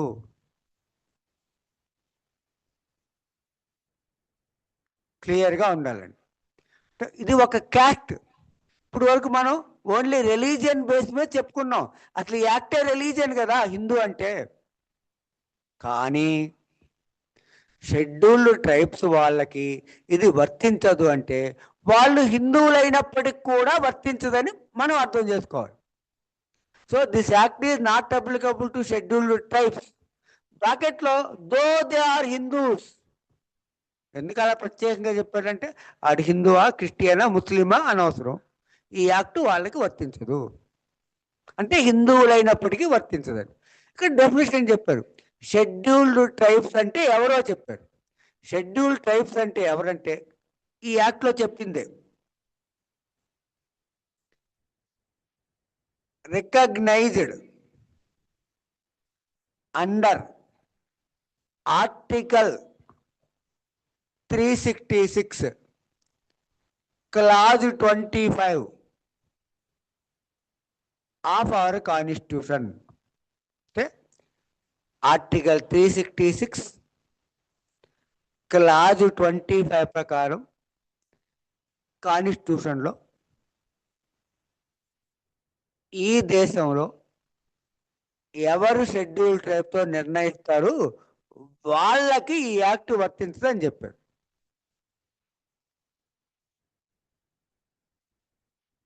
ఇది ఈ యాక్ట్లో చెప్పిందే. ఇప్పుడు నేను చెప్పబోయేది అవుట్ సైడ్ యాక్ట్. ఏంటంటే అసలు ఏంటిది అంటే the parliament is empowered to make the list of tribes in each state. ఒక్కో రాష్ట్రంలో ట్రైబ్ల లిస్టు. ఇప్పుడు అన్ని రాష్ట్రాల్లో ఒకే కులం ఒకే రకంగా ఉండదని చెప్పాం. ఇప్పుడు ఒక లంబాడీ క్యాస్ట్ ఉంటుంది, కొన్ని చోట్ల బీసీలు, కొన్ని చోట్ల ఎస్టీలు. ఇంతకుముందు అలాగే రెడ్డి క్యాస్ట్ గురించి చెప్పుకున్నాం. ఆంధ్రప్రదేశ్లో ఓసీలు, కర్ణాటకలో బీసీలు, ఉత్తరప్రదేశ్లో ఎస్సీలు. So caste designation differs from state to state. కాబట్టి ఇక్కడ ఏం చేశారంటే ఈ ఆర్టికల్ 366 ప్రకారం the parliament is empowered to make the list of tribes in each state. ఒక్కో రాష్ట్రంలో ఎవరు ట్రైబ్తో పార్లమెంట్ నిర్ణయిస్తుంది. ఇవ్వండి, ఇప్పుడు ఆంధ్రప్రదేశ్ ఉంది, A caste, C caste tribes. తెలంగాణకి వెళ్ళాం, D caste, F caste tribes. తమిళనాడుకి వెళ్ళాం, D caste, A caste tribes. అలా ఏ ఏ రాష్ట్రాల్లో ఎవరు ట్రైబ్స్ అని నిర్ణయించే అధికారం పార్లమెంటుకు ఉంది. సో పార్లమెంటు నిర్ణయించింది అన్ని రాష్ట్రాల్లో. పార్లమెంటుకు నిర్ణయించే అధికారం ఎక్కడుంది? ఆర్టికల్ 366 clause 25 ప్రకారం. నిర్ణయించి దీనిని ప్రెసిడెంట్ ఆఫ్ ఇండియాకి పంపిస్తారు. పంపిస్తే ఆ ప్రెసిడెంట్ ఆఫ్ ఇండియా ఒక కాన్స్టిట్యూషనల్ ఆర్డర్ ద్వారా ఒక షెడ్యూల్లో పెడతారు, అంటే ఒక చిన్న బుక్లో పెడతారు. సో ఈ ట్రైబల్ లిస్ట్ తీసుకెళ్ళి ఎక్కడ పెట్టారు? ఒక షెడ్యూల్లో పెట్టారు. అందుకని వాళ్ళని షెడ్యూల్ ట్రైబ్స్ అంటారు. ఇప్పుడు మనకి క్లాస్ 1లో సక్సెషన్ యాక్ట్లో క్లాస్ 1 లిస్ట్ ఎక్కడ ఉంటుంది? ఒక షెడ్యూల్లో ఉంటుంది. సెక్షన్ 8 కొన్న షెడ్యూల్లో ఉంటుంది. సో ఈ ట్రైబ్స్ని ఇప్పుడు కాన్స్టిట్యూషన్లో కూడా మనకి 12 షెడ్యూల్స్ ఉంటాయి కదా. కాన్స్టిట్యూషన్లో మనకి 12 షెడ్యూల్స్ ఉంటాయి. ఇప్పుడు 448 ఆర్టికల్స్, 12 షెడ్యూల్స్ ఉంటాయి కదా. ఆ షెడ్యూల్ అంటే ఏంటి? చిన్న చిన్న బుక్స్, దాంట్లో ఒక మ్యాటర్ ఉంటుంది. అలా ఒక షెడ్యూల్లో పెట్టారు కాబట్టి ఇప్పుడు మన కాన్స్టిట్యూషన్లో 12 షెడ్యూల్స్ కూడా అవసరమే. ఇప్పుడు షెడ్యూల్ 1 ఉంటుంది కాన్స్టిట్యూషన్లో.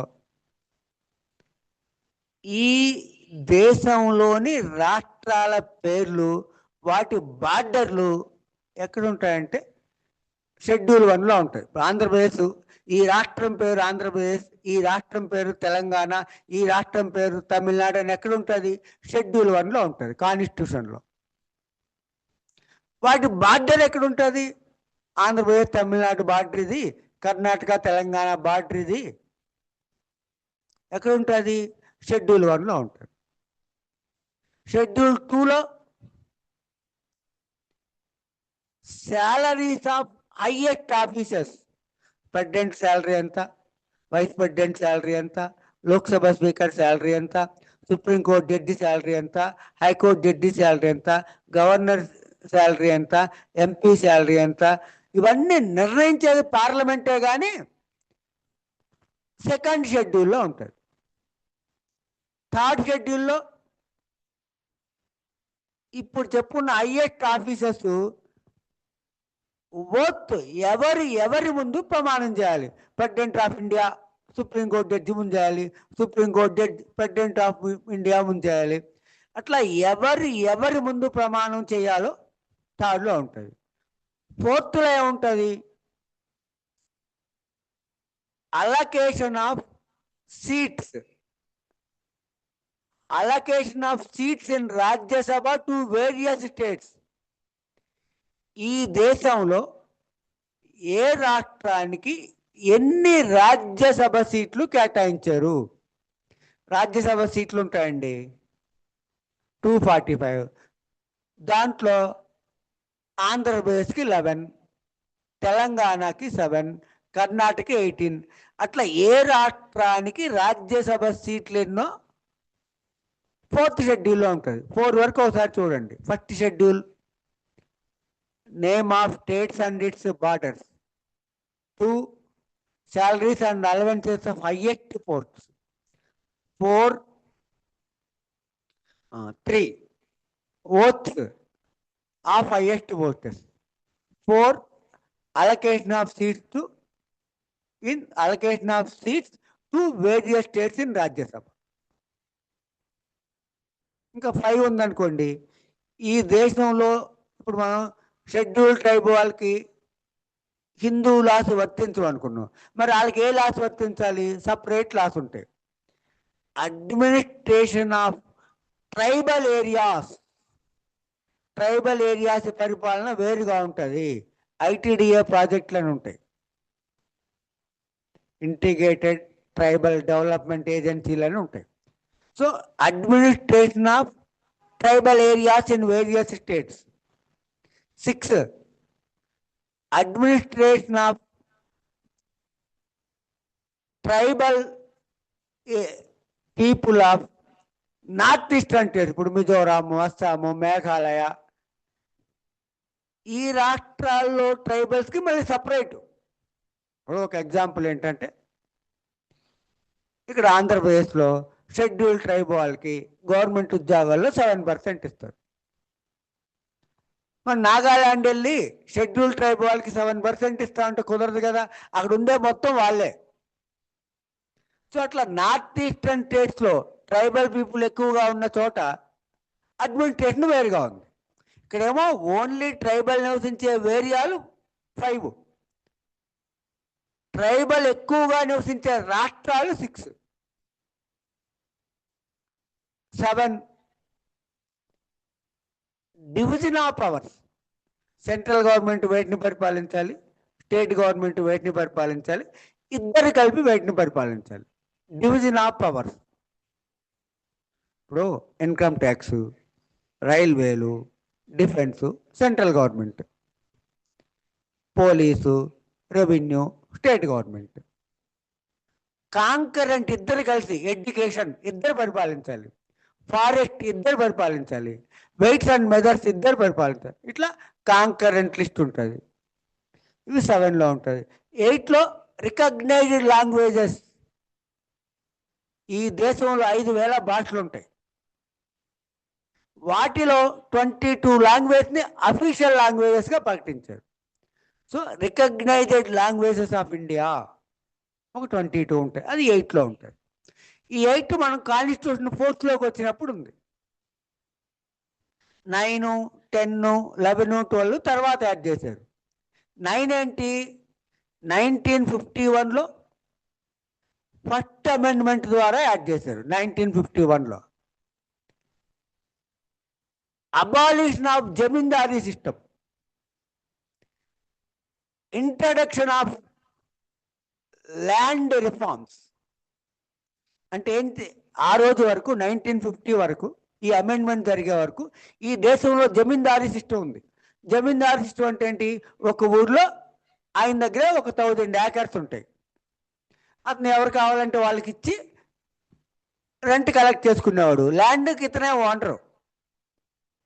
అలా జమీందారులు ఉండేవాళ్ళు. అంటే జమీందారు సిస్టమ్ అసలు ఎలా వచ్చింది? బ్రిటిష్ వాళ్ళు ఒక విలేజ్కి వెళ్ళినప్పుడు ఆ ట్యాక్స్ కలెక్ట్ చేసుకోవాలంటే ఆ ప్రజల భాష బ్రిటిష్ వాళ్ళకి రాదు, బ్రిటిష్ వాళ్ళ భాష ప్రజలకు రాదు. ఆడెవరన్నా కొంచెం ఇంగ్లీష్ వచ్చిన వాళ్ళు ఉంటే అతన్ని పిలిచి, అబ్బాయి ఈ రోజు నుంచి నువ్వే ఇక్కడ జమీందారువి, you collect tax from ryots, divide it into 11 shares, pay 10 shares to us, take 1 share yourself. ఏం చేసాడు? 11 భాగాలు చేసి కలెక్ట్ అయిన రెవెన్యూని 10 భాగాలు బ్రిటిష్ వాళ్ళు తీసుకొని ఒక భాగం ఆ జమీందారికి ఇచ్చేవాళ్ళు. అలా జమీందారీ సిస్టమ్ వచ్చింది. దాన్ని రద్దు చేసి ఎవడు పండించుకుంటే వాడికే ఇచ్చారు. So introduction of land reforms, అదేమో 1951 ఫస్ట్ అమెండ్మెంట్. అది తర్వాత 10th షెడ్యూల్ ఉంటుంది 1985లో. 51st అమెండ్మెంట్ ద్వారా చేశారు. 52nd అమెండ్మెంట్ ద్వారా 1985లో 52nd అమెండ్మెంట్. అదేంటి?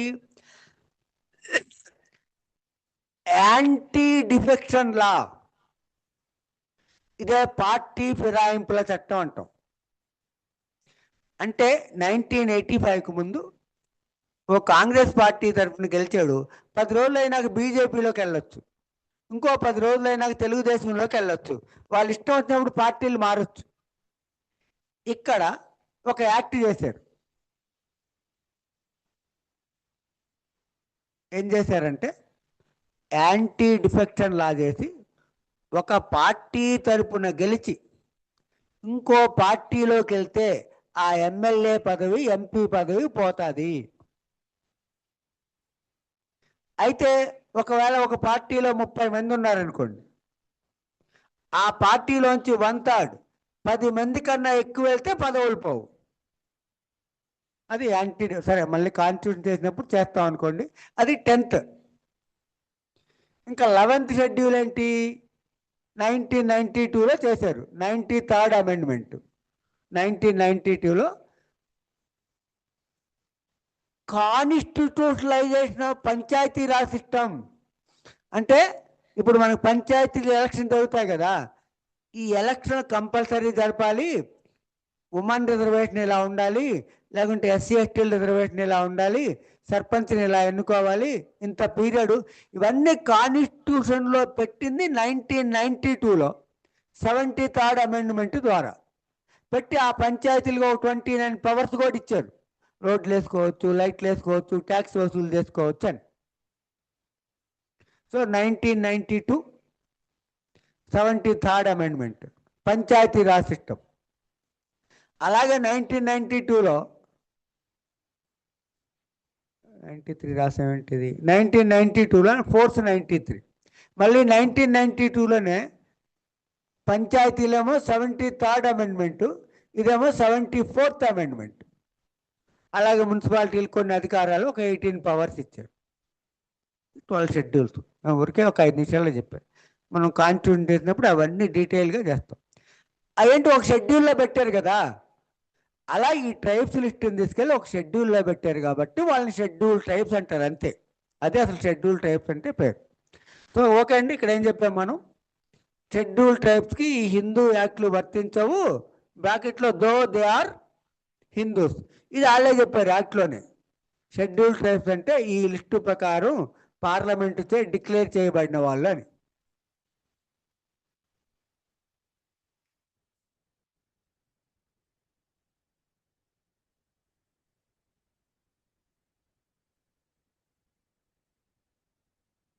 ఇప్పుడు ఏంటంటే సెక్షన్ 1, 2, 3, 4 ఏంటంటే ఓవర్ రైడింగ్ ఎఫెక్ట్. అంటే 4 ఏంటంటే డాక్ట్రిన్ ఆఫ్ ఎక్లిప్స్ ఉంటుంది. The laws made in India before enforcement of this act and inconsistent with these laws are void, అంతే. ఈ యాక్ట్ ఫోర్స్లోకి వచ్చిన తర్వాత, ఈ యాక్ట్ ఎప్పుడు వచ్చింది అనుకున్నాం మనం, 18th May 1955. ఈ యాక్ట్ ఈ డేట్ని ఫోర్స్లోకి వచ్చిందండి. దీనికి ముందు కూడా చాలా యాక్ట్లు ఉన్నాయిగా.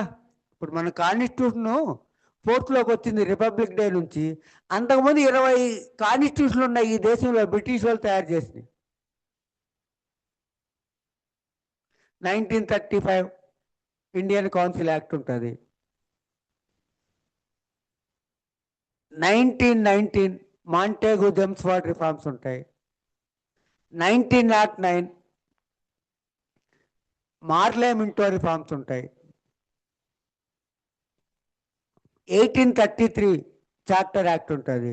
1858 ఇండియన్ కౌన్సిల్ యాక్ట్ ఉంటుంది. అట్లా 1773 నుంచి 1947 వరకు సుమారుగా ఒక 20 కాన్స్టిట్యూషన్లు ఉన్నాయి ఈ దేశం కోసం. సో మన కాన్స్టిట్యూషన్ రాసినప్పుడు ఏం చెప్పుకున్నాం, ఈ డేట్కి ముందు ఈ దేశంలో ఉన్న కాన్స్టిట్యూషన్ అన్ని చెల్లవని చెప్పుకున్నాం. దాన్ని డాక్ట్రిన్ ఆఫ్ ఎక్లిప్స్ అంటాం. Doctrine of eclipse. Doctrine of eclipse అంటే ఒక యాక్ట్ చేసినప్పుడు దానిలోని అంశాల మీద అంతకుముందు ఏమన్నా ఉంటే ఈ దేశంలో అవి చెల్లవు, ఇంకా విరుద్ధంగా ఉంటే అని చెల్లవు. ఇప్పుడు ఈ యాక్ట్లో కూడా ఏం చెప్పారు, 18th May సెక్షన్ 4లో 18th May 1955కు ముందు ఈ దేశంలో హిందూ మ్యారేజ్ గురించి ఏమన్నా లాస్ ఉండి అవి దీనికి వ్యతిరేకంగా ఉంటే చెల్లవు. అక్కడ కూడా ఒక పెళ్ళే చేసుకోవాలంటే గొడవ లేదు, అక్కడ కూడా అన్నదమ్ములు పిల్లలు చేసుకోవద్దంటే గొడవ లేదు కదా. ఒకవేళ విరుద్ధంగా ఉంటే అది 4, ఇంకేం లేదు. 5 ఇది జాగ్రత్తగా వినాలి మనం. Conditions of Hindu marriage. Section 5 ఏంటంటే conditions of Hindu marriage. First, marriage, Hindu marriage between 2 Hindus. ఒక హిందువు ఒక క్రిస్టియను చేసుకోకూడదండి, ఒక హిందువు ఒక ముస్లిం చేసుకోకూడదండి. So Hindu marriage shall be solemnized between 2 Hindus. ఆ 2 హిందూస్ కూడా ఒక 5 కండిషన్ చెప్పారు. ఒకటి,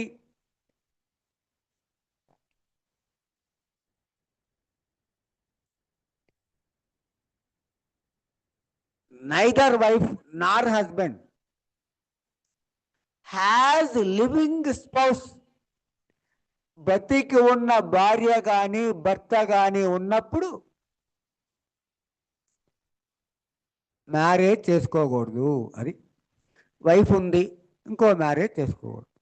హస్బెండ్ ఉన్నాడు, ఇంకో మ్యారేజ్ చేసుకో. లివింగ్ స్పౌస్ ఒకడున్నాడు, అతనికి ఒక భార్య ఉంది, ఇంకో పెళ్లి చేసుకోకూడదు. ఒక అమ్మాయి ఉంది, ఆమెకు ఒక హస్బెండ్ ఉన్నాడు, ఇంకో పెళ్లి చేసుకోకూడదు బతికి ఉంటే. ఇది ఫస్ట్ కండిషన్. అంటే చేసుకుంటే ఏమవుతుంది? ఏమవుతుంది? చాలామంది ఉన్నారు, ఇద్దరు ఇద్దరు ముగ్గురు వైఫులతో ఉన్న వాళ్ళు ఈ దేశంలో చాలామంది ఉన్నారు. చెప్తాను నేను. ఇక్కడ ఏంటంటే ఇది అఫెన్స్, ఇది బైగమీ కింద వస్తుంది. బహుభార్యత్వం, బహుభర్తృత్వం, బైగమీ అంటే having more than one spouse. ఇప్పుడు ఇక్కడ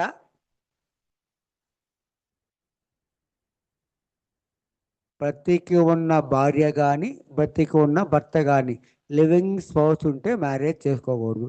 చేసుకుంటే this is an offence under బైగమీ. ఏంటి? ఐపీసీలో 494, బిఎన్ఎస్లో సెక్షన్ 82 కింద అఫెన్స్. రెండో మ్యారేజ్ చేసుకున్నాడండి, ఫస్ట్ వైఫ్ వెళ్ళి కంప్లైంట్ ఇచ్చిందండి. ఫస్ట్ వైఫ్ వెళ్ళి అండ్ నేను సో అండ్ అతని భార్యని అతను మళ్ళీ పెళ్లి చేసుకున్నాడు. బైగమీ సెక్షన్ 494 పాత ఐపీసీ కింద, ఇప్పుడైతే బిఎన్ఎస్ 82 కింద అఫెన్స్, నేరం. Punishable up to 7 years. చిన్న నేరం ఏం కాదు. ఇది ఎప్పుడు? Aggrieved first wife complaint. Second wife ఇచ్చింది పెళ్ళయ్యాక. ఇతనికి మొదటి ఆల్రెడీ పెళ్ళయిందండి. కన్సీల్మెంట్ ఆఫ్ ఫస్ట్ మ్యారేజ్, మొదటి మ్యారేజ్ని దాచి నన్ను చేసుకున్నాడని సెకండ్ ఆమె కంప్లైంట్ ఇచ్చింది. ఐపీసీ 495, బిఎన్ఎస్ 82 కింద offence, punishable up to 10 years.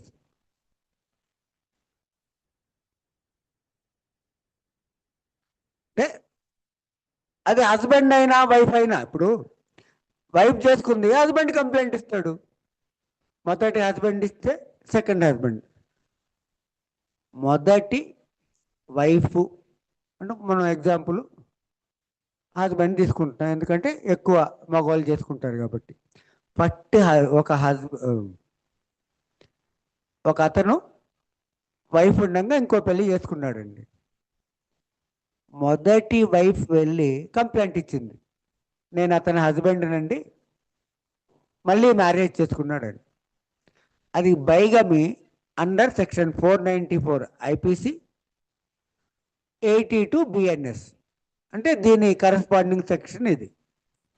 కింద పనిషబుల్ అప్ టు 7 years. అలా కాకుండా మ్యారేజ్ అయిన తర్వాత రెండో వైఫ్ వెళ్ళి కంప్లైంట్ ఇచ్చింది, ఇతనికి ముందే మ్యారేజ్ అయిందండి, నాకు చెప్పలేదు, కన్సీల్మెంట్ ఆఫ్ ఫస్ట్ మ్యారేజ్, దాచి నన్ను పెళ్లి చేసుకున్నాడని. Bigamy punishable under 495 IPC 82 clause 2 of BNS, punishable up to 10 years. So బతికి ఉండగా ఒకటి. అయితే కోర్టులకు వెళ్తే ఈ పెళ్ళి ఏమవుతుంది?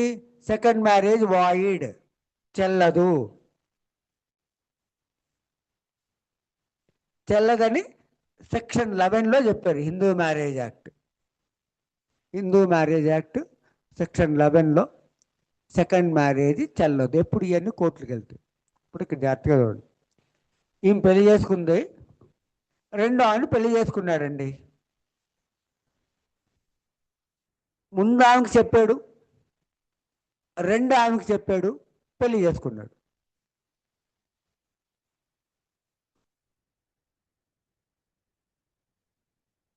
ఇప్పుడు ఈ రెండో ఆమె యొక్క పేరెంట్స్ అన్నదమ్ముల్లో మొదటి ఆమె యొక్క పేరెంట్స్ అన్నదమ్ములు వెళ్ళి కంప్లైంట్ ఇవ్వడానికి లేదు. ఓన్లీ అగ్రీవ్డ్ పర్సన్, ఆ వైఫో ఈ వైఫో ఇస్తేనే బైగమి. ఇద్దరు కామ్గా ఉన్నారు, ఏం లేదు. అది మనకు అర్థం అవ్వాలి. ఎందుకలా? మరి సక్సెషన్ యాక్ట్లో ఇద్దరు వైఫులు ఉంటే ఒక వైఫ్ వాటాన్ని ఇద్దరికి పంచుతుంది యాక్టు. అంటే ఏంటి?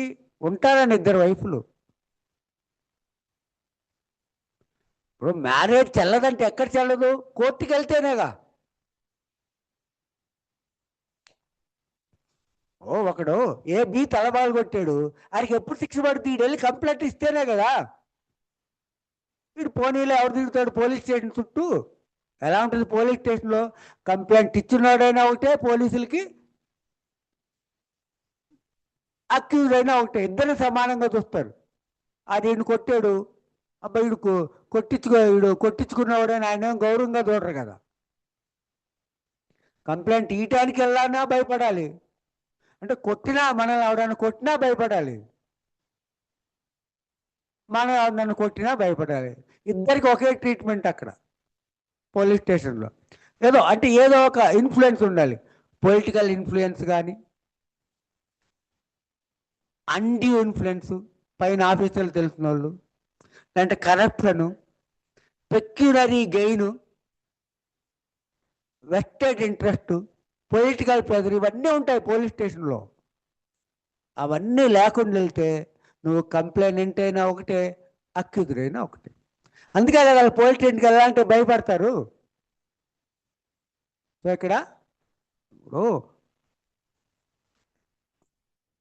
ఎవడన్నా మన తమ్ముడిని కొట్టాడు, మనం వెళ్ళి కంప్లైంట్ ఇవ్వచ్చు. నాన్న కొట్టాడు, నేను వెళ్ళి కంప్లైంట్ ఇవ్వచ్చు. మా అబ్బాయిని కొట్టాడు, నేను వెళ్ళి కంప్లైంట్. ఇక్కడ మాత్రం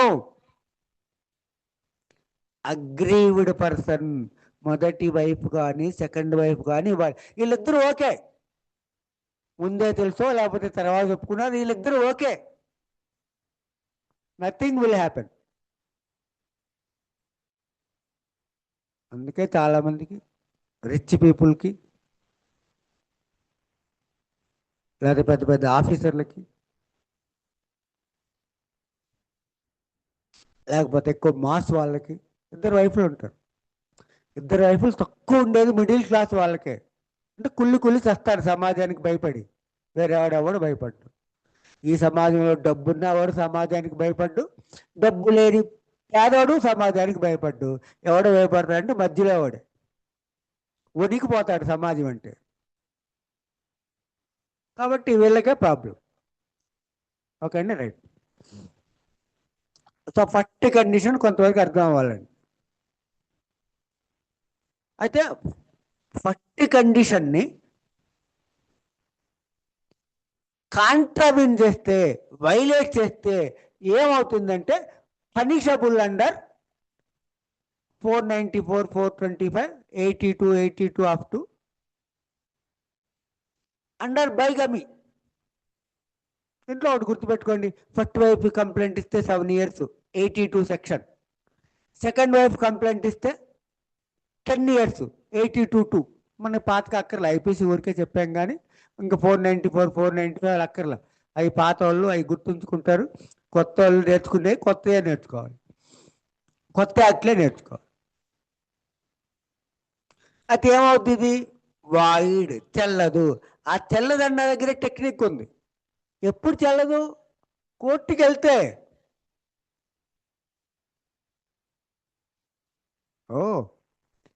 అన్నా చెల్లి పిల్లలు చేసుకోకూడదు,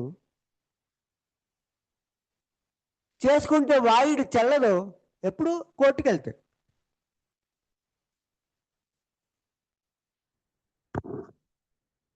మర్డర్ చేస్తే లైఫ్ ఇంప్రూవ్మెంట్, డెత్ ఇంప్రూవ్మెంట్ ఎప్పుడు? కోర్టుకి వెళ్తే. సేమ్ వే ఒక కండిషన్ని కాంట్రావిన్ చేస్తే, దానికి విరుద్ధంగా ప్రవర్తిస్తే 5 కండిషన్స్ ఉంటాయి. ఫస్ట్ కండిషన్ని కాంట్రావిన్ చేస్తే that marriage is wide subject to approaching court.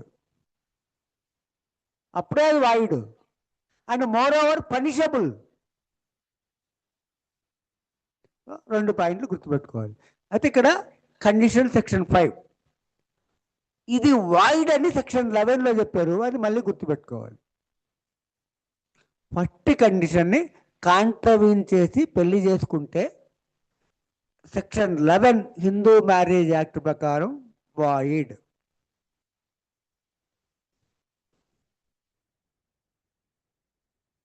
First condition.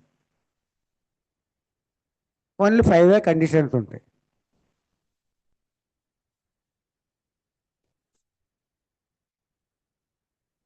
ఇదేంటంటే అన్సౌండ్ మైండ్, పిచ్చోడై ఉండకూడదు,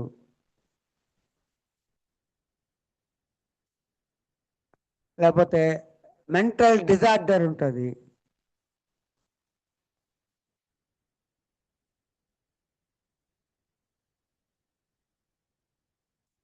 లేకపోతే రికరింగ్ అటాక్స్ అంటాం.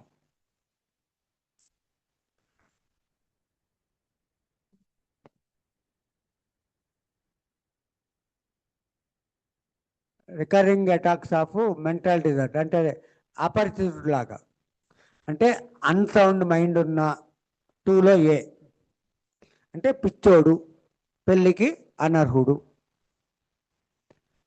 మెంటల్ డిజార్డర్ అంటే ఆడేం చేస్తున్నాడో ఆడికి తెలియదు, మెంటల్ డిజార్డర్. అన్సౌండ్ మైండ్ అంటే పర్మనెంట్ పిచ్చోడు. మెంటల్ డిజార్డర్ అంటే కొంచెం బాగుంటాడు, కొంచెం బాగుండడు. రికరెంట్ అటాక్స్, అపరిచితుడు, ఒకరోజు ఒకలా ఉంటాడు, ఒకరోజు ఒకటి. వీళ్ళ ముగ్గురు మ్యారేజ్ చేసుకోవడానికి అనర్హులు. అంటే వీళ్ళకి ఎంతలా ఉంటుందంటే ఆ పిచ్చి, అనేబుల్ టు ప్రొక్యూర్ చిల్డ్రన్, పిల్లల్ని పుట్టించలేనంత ఆసక్తి ఉంటుంది. అంటే ఏమైనా ఒక మనిషి మెంటల్ కండిషన్లో తేడా ఉండి అతనికి ఆమెకి పిల్లలు పుట్టారని తెలిసినా పెళ్లి చేసుకోకూడదు. అందరికి తెలియదు కదా, పిచ్చోడు అరే వీడికి పిల్లలు పుడతారో తెలియాలి. సో అన్సౌండ్ మైండ్ ఏ 2లో, B mental disorder, C recurring attack, to an extent of unable to procure children, పెళ్లి చేసుకోవద్దు. ఓకే, చేసుకుంటే ఏమవుద్ది? వాయిడబుల్, చెల్లదు. ఎప్పుడు? కోర్టులకు వెళ్తే. ఇది వాయిడ్ అని సెక్షన్ 11లో చెప్పారు, వాయిడబుల్ అని సెక్షన్ 12లో చెప్పారు. సో ఏమైంది? Section 11 void void, section 12 voidable voidable, గుర్తుపెట్టుకోవాలి. వాయిడబుల్ అంటే ఏంటి? వాయిడ్ అంటే ఏంటి? వాయిడ్ అంటే జరిగిన మ్యారేజ్ చెల్లదు, మ్యారేజ్ జరగనట్లు లెక్క. వాయిడబుల్ అంటే మ్యారేజ్ జరిగింది, ఆ రోజు వ్యాలిడు, ఈ రోజు నుంచి ఇన్వాలిడు. చూసారా ఎలా చెప్పారో? వాయిడ్. వాయిడ్ అంటే అసలు పెళ్లి జరిగినట్లు లెక్క. ఇక్కడ రెండో మ్యారేజ్, ఇక్కడ పెళ్లి జరిగింది నిజమే, దానిని ఈ రోజు నుంచి చెల్లకుండా కోర్టు చేస్తుంది. Void voidable. అయితే 4 years తర్వాత మ్యారేజ్ వాయిడ్ అయింది, 5 years తర్వాత వాయిడబుల్ అయింది, ఈ మధ్యలో పిల్లలు పుట్టారు. Children born during void marriage, voidable marriage are legitimate, వాళ్ళు సక్రమ సంతానమే. ఇప్పుడు రెండో పెళ్లి చేసుకున్నాడండి, 4 years ఆ ఫస్ట్ వైఫ్ సెకండ్ వైఫ్ బాగానే ఉన్నారండి, 2 పిల్లలు కూడా కన్నారండి. అప్పుడు ఫస్ట్ వైఫ్ వెళ్ళి నా తెలియకుండా ఇంకో పెళ్లి చేసుకున్నాడని కంప్లైంట్ ఇచ్చింది. ఇప్పుడు కోర్టుకి వెళ్ళింది, కోర్టు ఆ పెళ్లి వాయిడ్ చెల్లదని చెప్పింది. ఎప్పటి నుంచి? అసలు పెళ్లి జరగనట్లు లెక్కండి. మళ్ళీ ఒక 2 పిల్లలు పుట్టారుగా, వాళ్ళు లెజిటిమేట్ చిల్డ్రన్, సక్రమ సంతానం, ఆస్తిలో వాటా వస్తుంది. పిచ్చోడు పెళ్లి చేసుకున్నాడు, 3 ఏళ్ళ తర్వాత నాకు వద్దని కోర్టుకు వెళ్ళారు, కోర్టు వాయిడబుల్ చేసింది. ఆ రోజు నుంచి చెల్లదని చెప్పింది, కానీ ఆ రోజు వరకు పుట్టిన పిల్లలందరూ లెజిటిమేట్. సెక్షన్ 16 ఏం లేదు. Number 1 extent, 2 applicability, 3 definitions, 4 overriding effect, 5 conditions of Hindu marriage, 11 void, 12 voidable, 16 legitimacy of children. Third condition,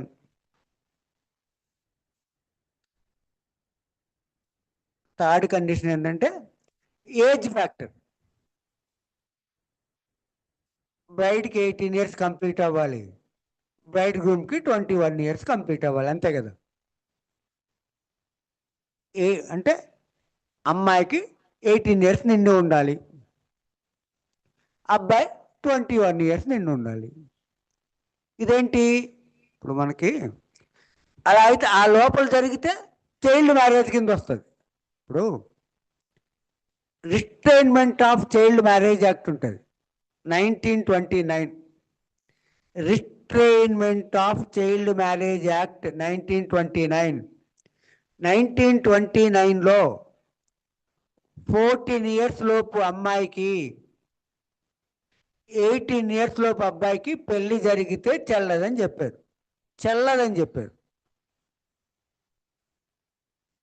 రిస్ట్రైన్మెంట్ అది చైల్డ్ మ్యారేజ్ రిస్ట్రైన్మెంట్ యాక్ట్ 1929 బ్రిటిష్ వాళ్ళ కాలంలో చేశారు. Known as Sharada act. Arts చదివిన వాళ్ళు శారదా యాక్ట్ అంటే శారదానైనా యాక్ట్ తయారు చేశాడు, నోన్ యాజ్ యాక్ట్. దీనిని ఆఫ్టర్ ఇండిపెండెన్స్ 1949లో అమెండ్మెంట్ చేశారు. 15 years లోపు అమ్మాయికి 18 years లోపు అబ్బాయికి చేయొద్దని చెప్పారు.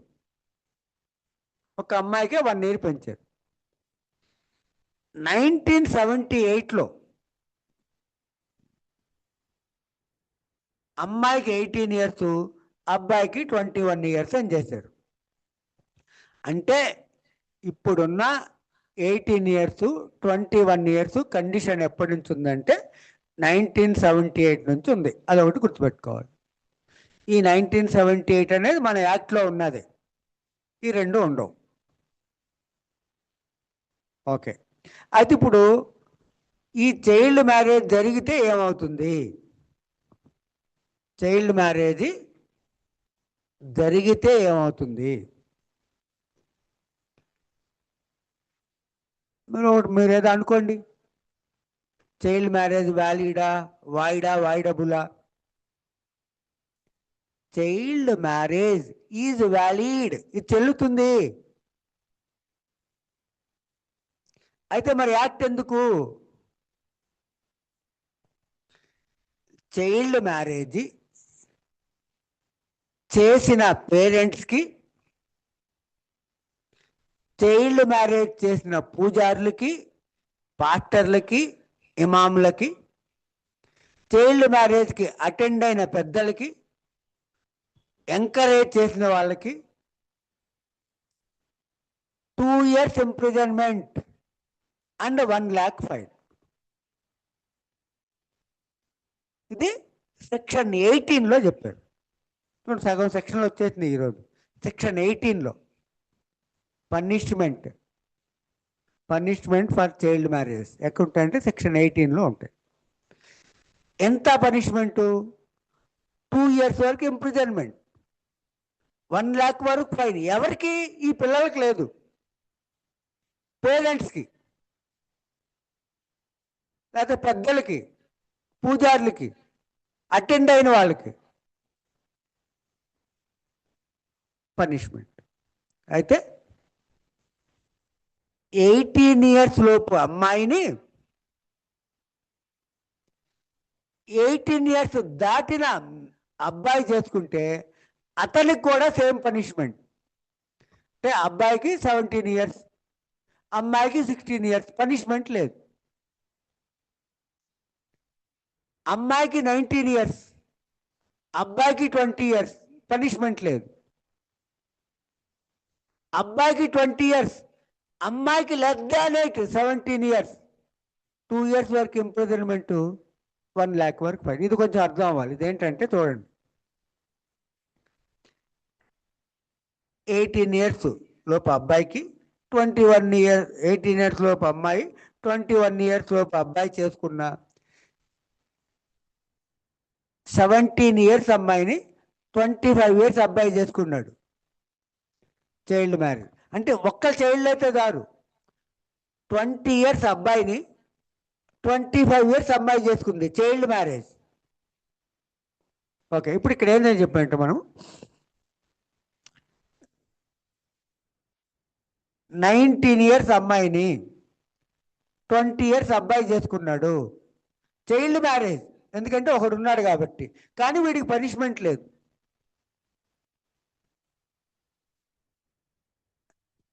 సెవెంటీన్ ఇయర్స్ అమ్మాయిని 18 దాటిన అబ్బాయి 19 years అబ్బాయి చేసుకున్నాడండి, 2 lakhs వరకు ఫైన్, 1 lakh వరకు ఫైన్, 2 years వరకు ఇంప్రిజన్మెంట్. కొంచెం అర్థం అవ్వాలి అండ్ ఇది అర్థమైందా జాగ్రత్తగా. ఇది సెక్షన్ 18 ఆఫ్ హిందూ మ్యారేజ్ యాక్ట్లో ఉంటుంది. Section 18, section 16, section 12, section 12, section 12, section 11, section 5లో ఒక సగం, 1 2 3 4 ఇంతవరకు ఈరోజు చదువుకోండి. అంటే ఈ 3 days మాత్రం యాక్ట్లు మార్చేస్తాం. 3 days అయిపోయిన తర్వాత ఒక యాక్ట్ తీసుకొని ఆ యాక్ట్ మొత్తం అయిపోయాక నెక్స్ట్ యాక్ట్. అంటే ఈ రోజు వచ్చిన వాళ్ళు రేపు రాకపోవచ్చు కదా, లేకపోతే రేపు కొత్త వాళ్ళు రావచ్చు కదా. అందుకని ఈ 3 days మాత్రం వేరు వేరు యాక్ట్లు. రేపు అయితే మళ్ళీ వేరే ఒక స్పెషల్ లా ఏదో చేస్తాం. ఓకే అండి, రైట్, థ్యాంక్ యూ.